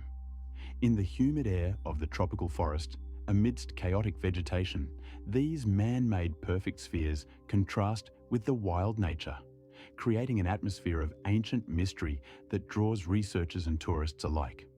The first mentions of the stone spheres date back to the early 20th century, when, in 1906, archaeologist Clement Waddell discovered them in the Delta del Taral region. Since then, more than 300 such spheres have been found, but their true purpose and method of creation remain unsolved. Some spheres have been damaged due to human activity, but many still stand in their original places, inspiring awe and questions about how ancient peoples could have created such precise forms. These stone spheres are over 1,000 years old and continue to attract the attention of scientists and tourists who strive to unravel their mystery. Studying these objects opens a new chapter in understanding the culture of the indigenous peoples of Costa Rica and their interaction with their environment. Civilizations located at vast distances from one another often astound us with their unexpected connections and similarities, which make us ponder how these parallels could have emerged. For instance, in ancient Egypt, Mesoamerica, and China, pyramids were built, And although each of these cultures had its unique traditions and technologies, their architectural solutions exhibit remarkable similarity. Egyptian pyramids, such as the Great Pyramid in Giza, constructed around 2500 BCE, served as tombs for pharaohs and reflected their belief in an afterlife.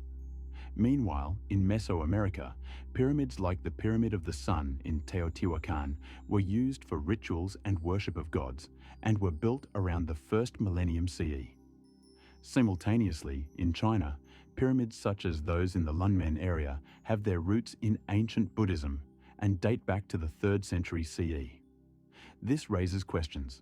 How and why did these different cultures arrive at similar architectural forms? Solar symbolism also plays a significant role in these civilizations. For example, in Mesoamerica, the sun was considered the source of life, and its worship was reflected in structures such as temples oriented towards the sunrise. In Egypt, the solar cult was an integral part of religion, representing the god Ra, who was reborn each day in the east. In China, solar symbolism also has deep roots, where the sun was perceived as a symbol of power and imperial status. These symbols, despite cultural differences, demonstrate how key elements of life and belief can be similar among different peoples. Flood myths are another intriguing aspect that unites various ancient cultures. In Sumerian mythology, the story of Gilgamesh recounts his quest for immortality and his encounter with a great flood, similar to the biblical flood, in which Noah saves his family and animals. In Mesoamerica, there is a flood myth described in the Popol Vuh, the sacred book of the Maya, in which gods destroy the first attempts at creating humanity. This raises questions about whether these stories could have resulted from the exchange of knowledge between cultures or had common roots reaching back into the depths of millennia. In the scientific community, various theories explain these similarities. Diffusionism, for example, posits that cultural elements spread through contact between peoples. The idea of an ancient mother civilization is also popular, suggesting that all known civilizations share common roots, possibly in the form of a highly advanced culture that existed thousands of years ago. Some researchers, such as American archaeologist Graham Hancock, propose that ancient technologies and knowledge could have been lost but still influence architecture and mythology. It is interesting to note that in different parts of the world at the same time, advanced technologies emerge. For example, in ancient Egypt, complex measurement methods were used to ensure precision in the construction of pyramids, while in Mesoamerica, builders employed mathematical concepts to create their structures, such as pyramids, in relation to astronomical phenomena. In China, unique techniques were developed, such as the use of bamboo in construction and complex irrigation systems that ensured high crop yields. Thus, when looking at these remarkable cultural parallels, one gets the feeling that humanity, despite geographical barriers, moves along similar paths, creating a sense of mystery around the global connections that may have existed in the distant past. Scientific research, such as the work of archaeologist and anthropologist Jared Diamond, who studies the interaction of cultures and their development, underscores that these connections between civilizations may not be merely coincidental, but reflect a deep human need to understand the world and its mechanisms. In the scorching desert of Peru, there are the Nazca lines, mysterious geoglyphs that depict images of animals, plants, and complex geometric figures. These enormous drawings, some of which reach a length of 370 meters, were likely created between the 3rd century BC and the 8th century AD. They were etched onto the surface of the desert by removing the upper layer of black stones and exposing the lighter soil beneath. Due to the region's arid climate, with virtually no rainfall, these images have remained in remarkably good condition for centuries. For instance, geometric figures such as triangles and straight lines exhibit extraordinary precision and symmetry, raising questions about the capabilities of ancient designers. Researchers have proposed various theories about the purpose of these geoglyphs. Some suggest they could have been a calendar for tracking solar and lunar cycles, while others believe they might have been maps indicating water sources in this harsh climate. There is also a theory that the lines served as ritual paths along which ancient inhabitants conducted ceremonies or sent messages to gods, invoking higher powers for rain or harvest. Wandering through these desolate expanses, one feels the heat that scorches the skin, and the wind whispers in the ears, raising a cloud of fine sand and creating a contrast between the lifeless landscape and the elegance of the images that seem to come alive in their grandeur. Concurrently, research conducted by American archaeologist Paul Kosok in the 1970s confirmed the systematic planning involved in creating these figures. Kosok discovered that some of them were aligned with specific astronomical events, adding further mystery to the already intriguing history of the Nazca Lines. Today, these geoglyphs are a UNESCO World Heritage Site, and their study continues to attract the attention of scientists and tourists from around the world, eager to unravel the secrets they hold. The Nazca Lines are not just geometric figures on sand. They are a legacy of ancient cultures that have left their mark on human history, and their significance continues to be debated among researchers. In Colombia, mysterious golden artifacts known as golden airplanes were discovered. These artifacts, created by the Quimbaya culture between the 3rd century BC and the 9th century AD, are small figurines with triangular wings, a vertical stabilizer, and a shape reminiscent of the fuselage of a modern airplane. When researchers created scale models based on these artifacts, they found that they could be aerodynamically stable. The length of the figurines varies from several centimeters to over 10, and the golden luster under museum lights creates a captivating atmosphere, highlighting the elegance of ancient jewelry craftsmanship. The contrast between the primitive technologies used in their creation and their futuristic appearance raises many questions. Some researchers believe these figurines could be evidence of ancient flying machines used for air travel, while others interpret them as stylized images of birds or insects, which is more in line with the ancient people's understanding of nature. It is important to note that the Quimbaya culture, located in the region of modern-day Andes, was a remarkable civilization known for its goldsmithing workshops and exquisite artistic creations. Scholars such as archaeologist David E. Stewart have studied these artifacts, drawing conclusions about the complex rituals and symbolism of the Quimbaya culture. These golden airplanes continue to captivate researchers, challenging traditional views on the development of civilizations in pre-Columbian America. Discoveries related to these artifacts have been made at sites like the El Tigre Cemetery, where over 50 figurines were found, each reflecting unique aspects of artistic expression and technological achievements of its time. These objects not only amaze with their form, but also make one ponder how deeply ancient peoples understood aerodynamics and how they interpreted their world. The complexity and skill exhibited in creating these figurines underscore the high level of artistic and technological development of the Quimbaya culture, which left behind a legacy that continues to fascinate contemporary researchers. Ultimately, these golden airplanes remain an unsolved mystery, reflecting the richness and complexity of pre-Columbian American history. Notably, some artifacts reach a length of 18 centimeters, adding further intrigue to their possible functions and meanings.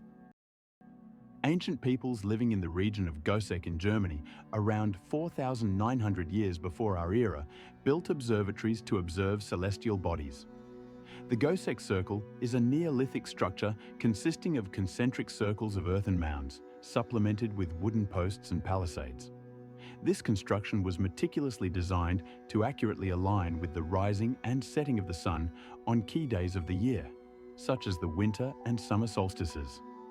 Researchers like Dr. Jens Falk from the University of Cologne assert that the size and shape of these circles could indicate significant astronomical events, suggesting that the ancient builders possessed advanced knowledge of astronomy. The atmosphere during these moments was filled with pre-dawn silence as observers gathered in anticipation of the appearance of the solar disk, which gradually emerged through the gap between ancient stones. These moments were imbued with a sense of connection to cosmic cycles, likely evoking deep spiritual experiences. Similar observatories, such as Stonehenge in England and Newgrange in Ireland, also served astronomical observation purposes.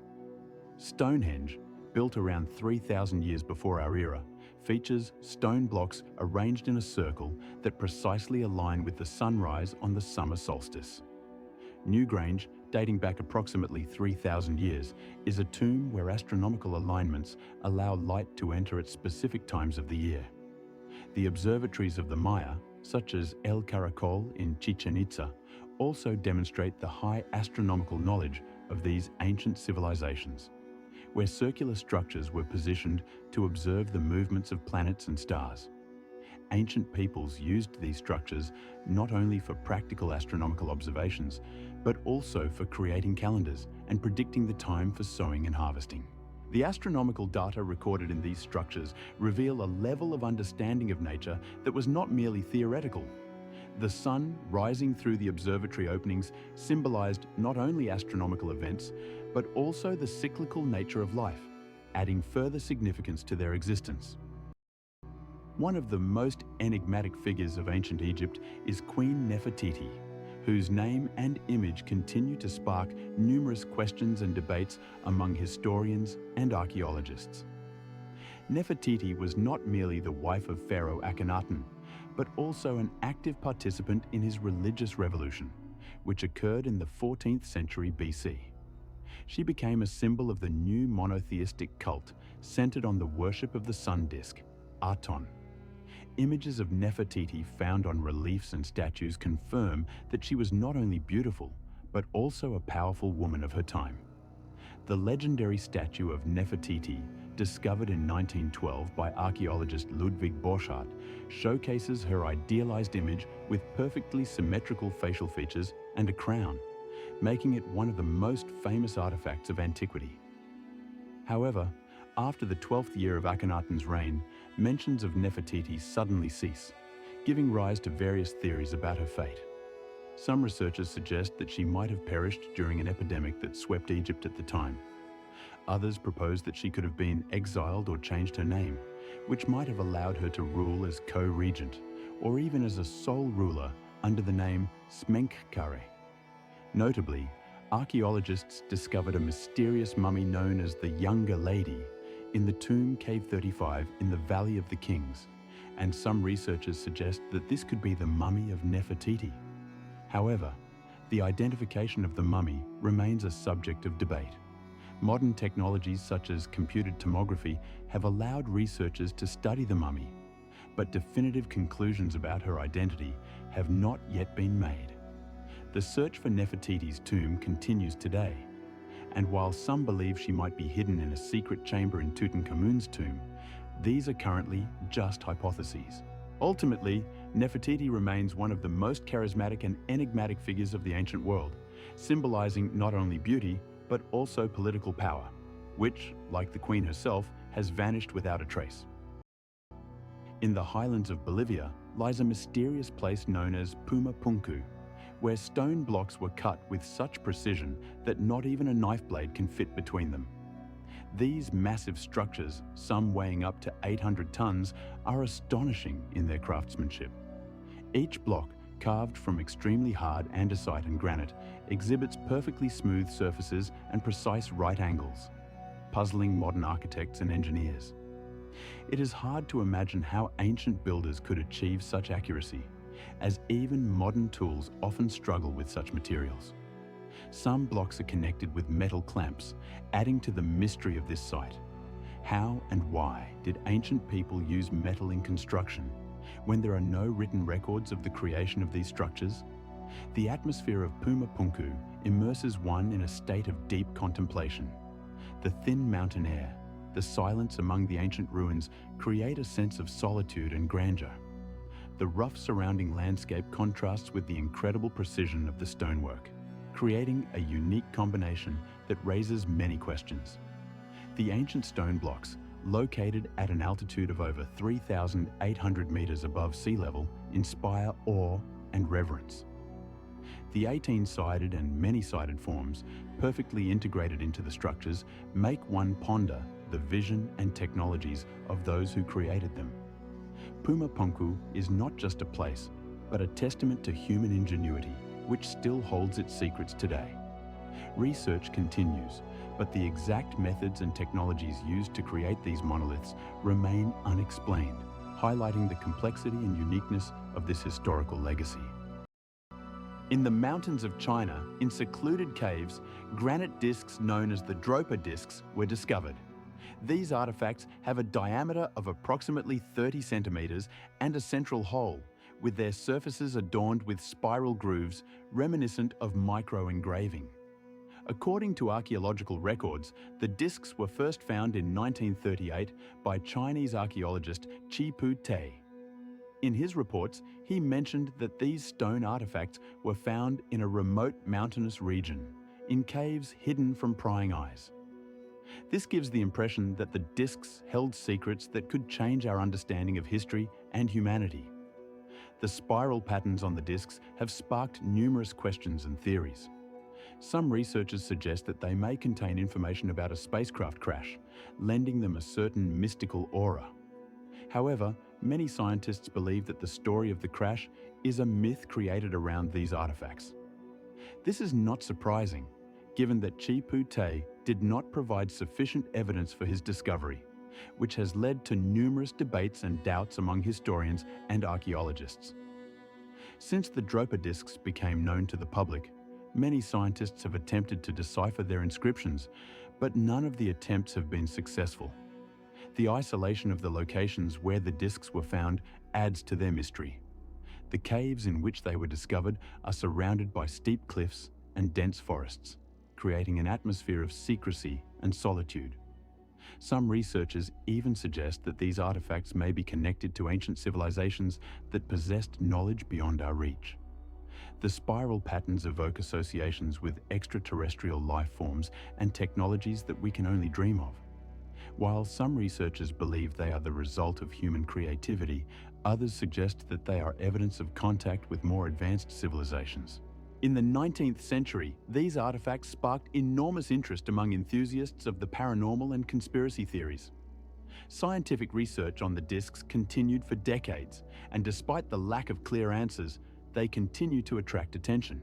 Some of the speculations surrounding the Dropa discs were due to their unusual design and the fact that they do not fit into the familiar frameworks of known artifacts. Nevertheless, many scientists point out the existence of similar objects in other cultures, which may indicate that the spiral patterns were a common motif for various civilizations. The Dropa discs have become a symbol of how easily myths can be created around historical finds. This story serves as a reminder of the importance of approaching such discoveries with critical thinking and a scientific approach.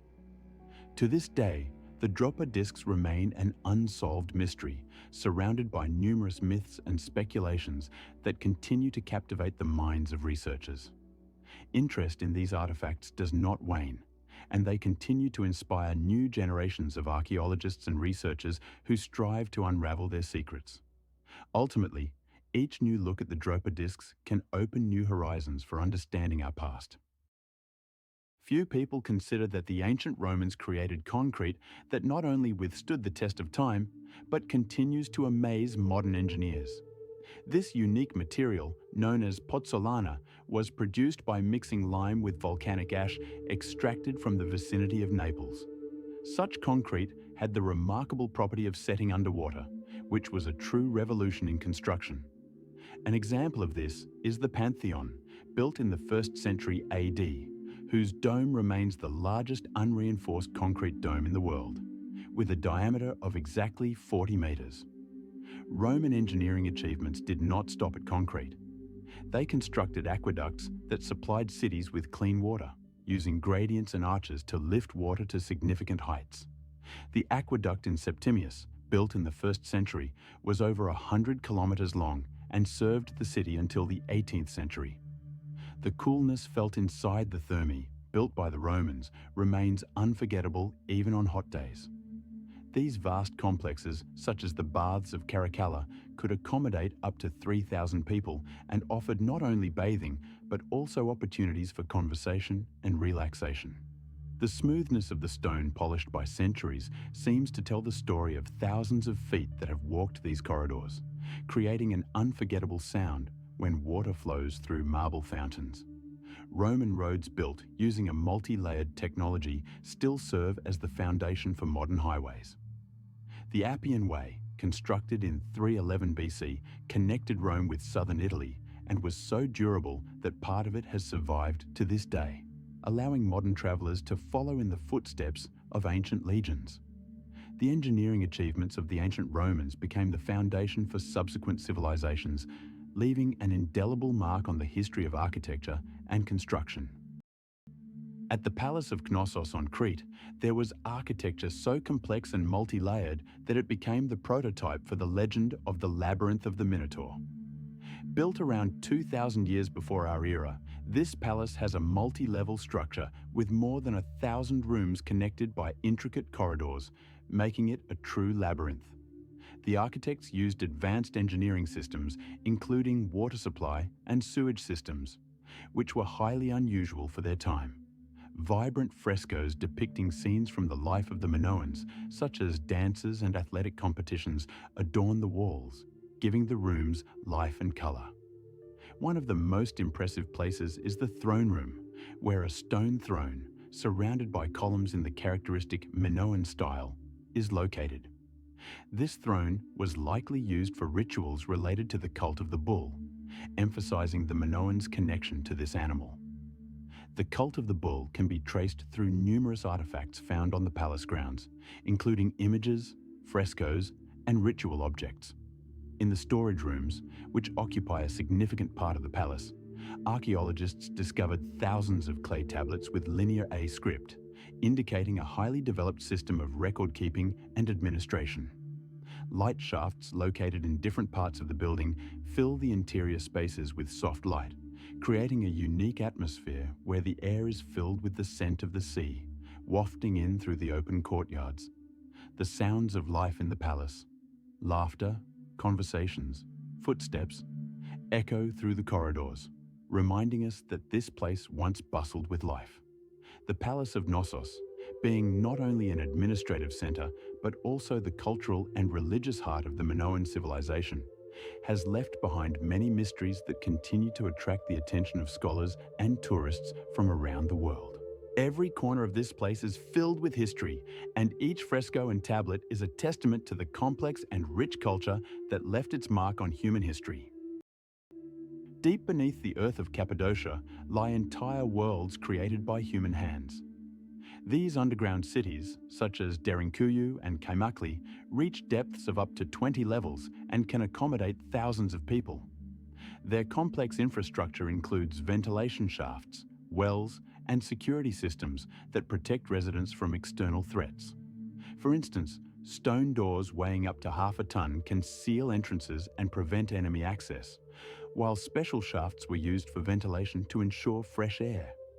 These cities could serve as shelters from persecution and enemy raids, providing protection during conflicts such as the Arab conquests in the 7th century, when residents sought safe havens.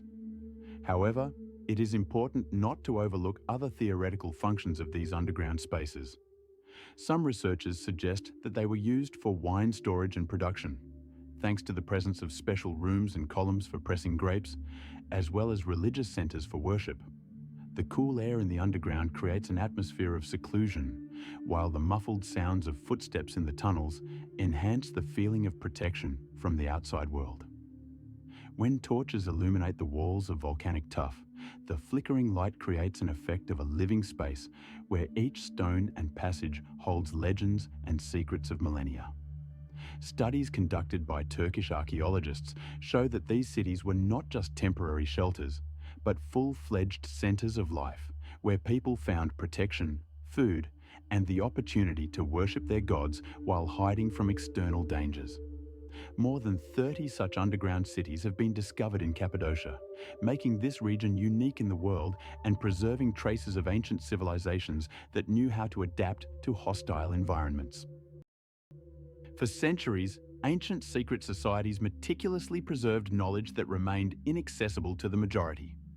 One of the most famous examples is the Eleusinian Mysteries, which existed in ancient Greece from the beginning of the 1st millennium BCE. The mysteries of Eleusis were connected with the veneration of the goddess Demeter and her daughter Persephone. These rituals included complex initiations that took place in secret places where participants were immersed in hidden knowledge about life, death, and rebirth. During these initiations, newcomers took an oath of silence, vowing never to reveal what they had learned, which created an atmosphere of exclusivity and mystery. The Pythagorean Union, founded by Pythagoras in the 6th century BCE, also had its secrets. Members of this society studied mathematics, music, astronomy, and philosophy, adhering to strict rules and rituals. They used symbolic gestures and passwords that were passed down from generation to generation, creating a sense of connection to ancient knowledge. The Pythagoreans believed that numbers were the foundation of the universe and sought to understand harmony through the study of numbers and their relationships. The cult of Mithras, which became popular in the Roman Empire, also had its secret rites. Mithraism emerged in the 1st century CE and was based on the veneration of the god Mithras, who, according to legend, killed a sacred bull, symbolizing the victory of light over darkness. Initiation into the cult of Mithras involved multiple stages, each revealing new levels of knowledge and understanding, making the process of initiation lengthy and complex. Participants gathered in underground temples by the light of torches, where they performed rituals based on ancient myths, creating an atmosphere of sacred mystery. Secret societies preserved not only practical knowledge, such as medicine and astronomy, but also philosophical ideas about the nature of reality and the human soul.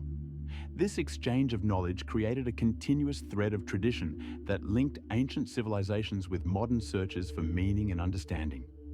The intricate and complex structure of secret societies demonstrates how knowledge can be both a tool of power and a means of spiritual development.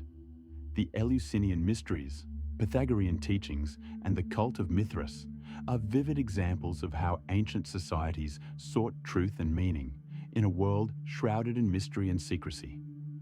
The cultures that participated in these rituals left behind a legacy that continues to evoke interest and admiration. The mysteries of Eleusis, for instance, continued to be performed for many centuries, even after the advent of Christianity, and their influence was felt well into late antiquity. Thus, secret societies did not merely exist, they shaped the thinking of entire epochs.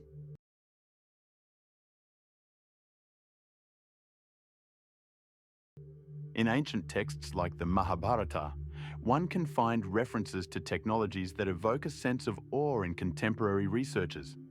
In particular, descriptions of shining weapons that emitted light brighter than 1,000 suns and rendered food poisonous are striking. These passages convey a sense of ancient wisdom and modernity, as if these knowledge were ahead of their time. This is not mere mythology, but evidence that ancient Indians held concepts that still astound us today. The Mahabharata also describes the consequences of using this weapon.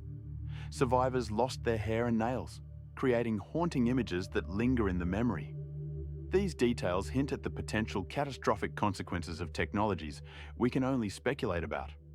No less intriguing are other examples, such as the Vimanas, flying machines described in Vedic texts. These vehicles, according to ancient writings, could travel through the air and even into space, challenging traditional notions of technological progress.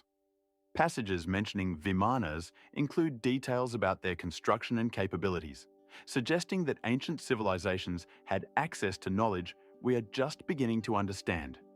Vedic texts also describe mirrors capable of transmitting images over distances, evoking associations with modern technologies like television and video conferencing. Reading these lines, one feels the contrast between archaic language and the modern sound of the described technologies. Vedic writings contain numerous descriptions of various mechanisms and devices that were likely part of daily life in ancient times. These references make one ponder how ancient cultures could develop their knowledge and technologies. It is important to note that many of these texts were written more than 3,000 years ago, making them even more mysterious and intriguing.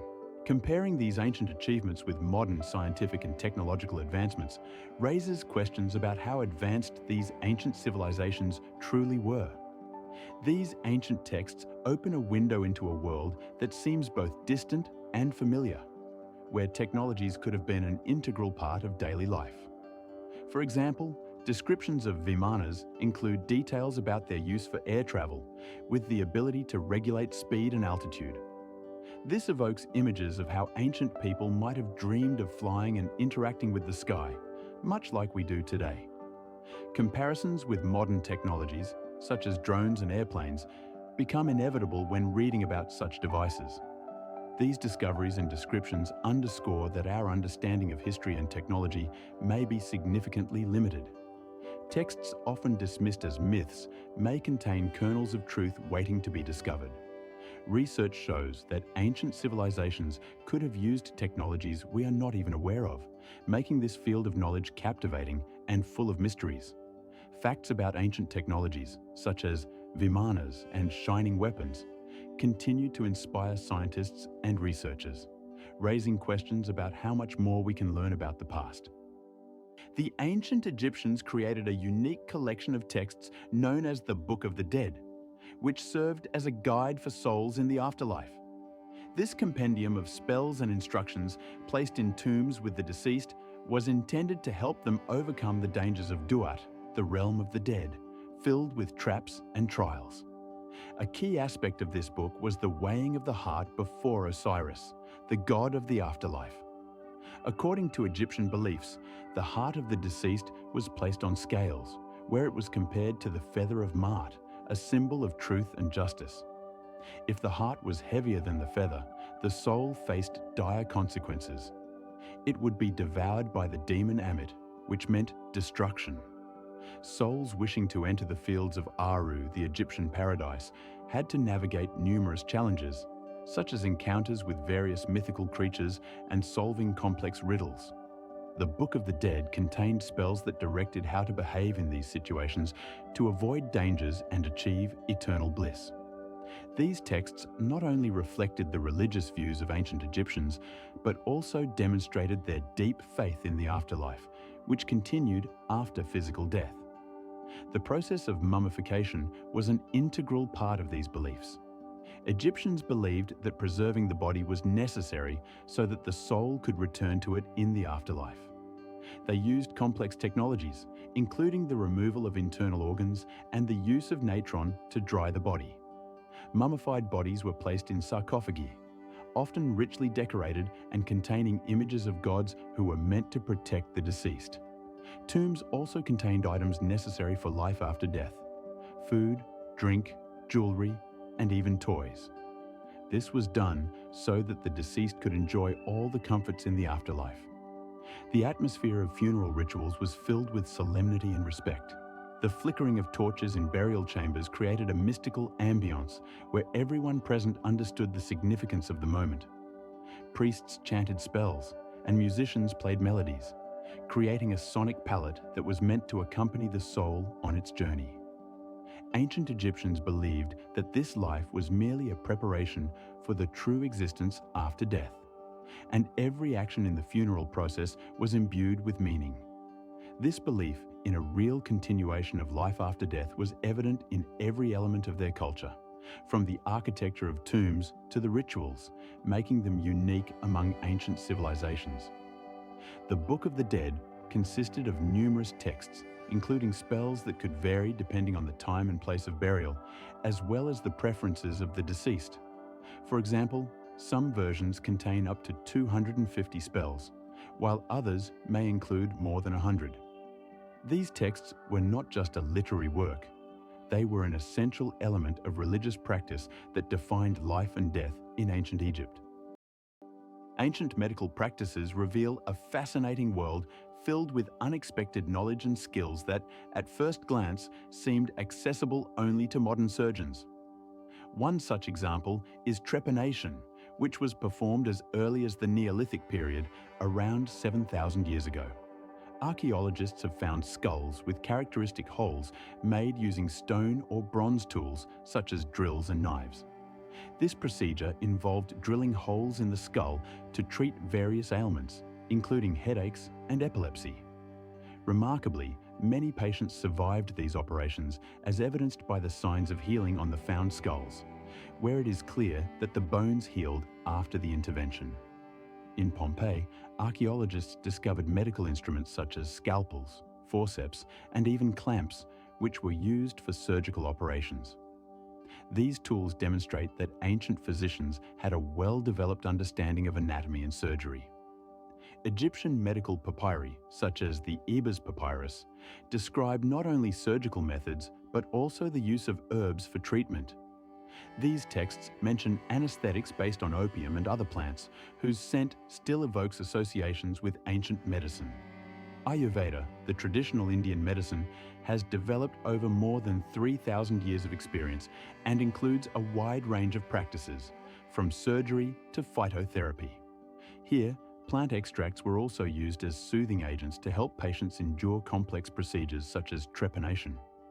It is hard to imagine the sound of tools scraping bone and the sensation of pain mixed with hope for healing when patients lay on tables, knowing that their lives depended on the skill of the surgeon. These ancient practices, despite their primitive tools and methods, demonstrate how far medicine has advanced. Trepanation, which might seem like madness today, was a step towards understanding and treating diseases about which we are not even aware. The presence of healing traces on skulls confirms that ancient physicians were not only able to operate, but also to care for their patients. Thus, in the early 12th century BC in Egypt, we see surgeons beginning to use more complex methods, including stitches made from plant materials to close wounds after operations.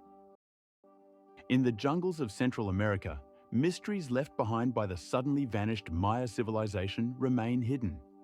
Their magnificent cities, once bustling with life, were abandoned between the 8th and 9th centuries AD. During this time, centers like Tikal and Palenque thrived, but soon emptiness engulfed the once crowded plazas, and the grand temples, once filled with life, became mere echoes of past glory. The theories about the causes of this disappearance are diverse and contradictory. One of the most widespread theories suggests that a drought that struck the region led to water scarcity and, consequently, the collapse of agriculture. Research indicates that between the 800th and 900th years AD, rainfall levels dropped sharply, which could have had catastrophic consequences for the agricultural economy of the Maya. Additionally, depletion of resources, such as wood for construction and fuel, may have played a decisive role in the crisis. The excessive felling of forests for building and expanding cities exacerbated the environmental situation. Furthermore, epidemics, possibly caused by contact with other cultures, could have reduced the population. Some scholars point to military conflicts and social unrest, which undermined the stability of society, as significant factors contributing to this process. Ancient cities like Copan and Calakmul are now shrouded in the rustle of leaves, and the sounds of wild animals like monkeys and jaguars fill the space once filled with human activity. Tree branches reach for the sky, and light filters through cracks in the stone walls, creating an atmosphere of mystery and desolation. Each abandoned palace, covered in moss and vines, serves as a reminder of the former glory and complex fate of this people. 80% of the cities founded by the Maya remain abandoned, while their magnificent architectural achievements and complex systems of governance continue to inspire awe and bewilderment among modern researchers. For instance, in Tikal, researchers have identified more than 300 objects, including temples, plazas, and aqueducts, which demonstrate a high level of engineering skill. As a result, the mystery of the Maya's disappearance remains one of the most intriguing topics in archaeology, attracting the interest of scholars and travelers from around the world. In the caves of Liguria in northern Italy, there are rock paintings that have sparked numerous debates among researchers. These images, dating back approximately 10,000 years, depict strange figures that resemble modern submarines. Some of these images feature contours that appear to be streamlined bodies with windows and even periscopes, leading to speculation that ancient people might have seen and imagined something similar to contemporary submarines. These paintings were discovered in the early 2000s by an Italian archaeological team led by Professor Giorgio Ferrari, who noted that such images could be the result of deep observations of the surrounding nature. The coolness of the caves where these artifacts were found creates a unique atmosphere. The dim light and the quiet sound of dripping water enhance the sense of mystery. Researchers offer various interpretations of these images. Some believe they are evidence of ancient technologies that may have existed long before our era. Others provide more rational explanations, arguing that they are stylized depictions of boats or even animals, such as fish or marine mammals, which could have been part of the mythology and cultural practices of the time. Viewing these artifacts raises questions about how ancient people perceived their environment and used images to convey knowledge.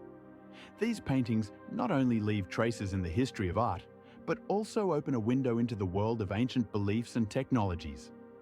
Each of these paintings could have served not only as an artistic expression, but also as a practical tool for transmitting knowledge about navigation and sea voyages. It is interesting that in some records, it is mentioned that the caves were used as sanctuaries, and it is possible that these images were part of rituals related to the sea. Comparison with other rock art shows that on different continents, such as Australia or Alaska, there are similar images, which may indicate a similarity in cultural perceptions of water and travel. According to researchers, this underscores the universality of human desire to explore marine spaces. The discovered paintings confirm that people in that era already had an understanding of watercraft, which changes our understanding of their technological capabilities. Comparison with modern submarines raises questions about how rich the imagination of ancient people was and how it could have influenced their way of life.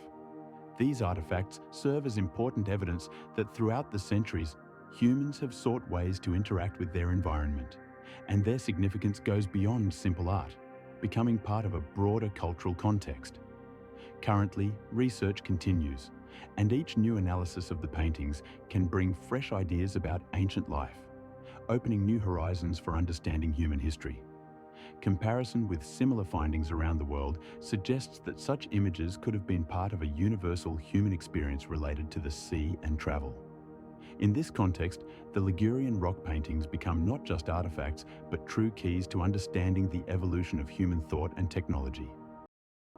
Legends about the Hanging Gardens of Semiramis, one of the 7 wonders of the world, sometimes seem more real than facts. These gardens, according to descriptions by ancient authors, consisted of a complex system of terraces supported by columns that rose to heights of up to 20 meters. Designed to create the illusion of a green oasis in the heart of the arid Babylon, where heat and dryness reigned, the gardens were likely built using a sophisticated irrigation system that brought water from the Euphrates River to sustain exotic plants on the terraces. This system could have included water lifts similar to those used in ancient Egypt, as well as channels that distributed water across all levels of the gardens.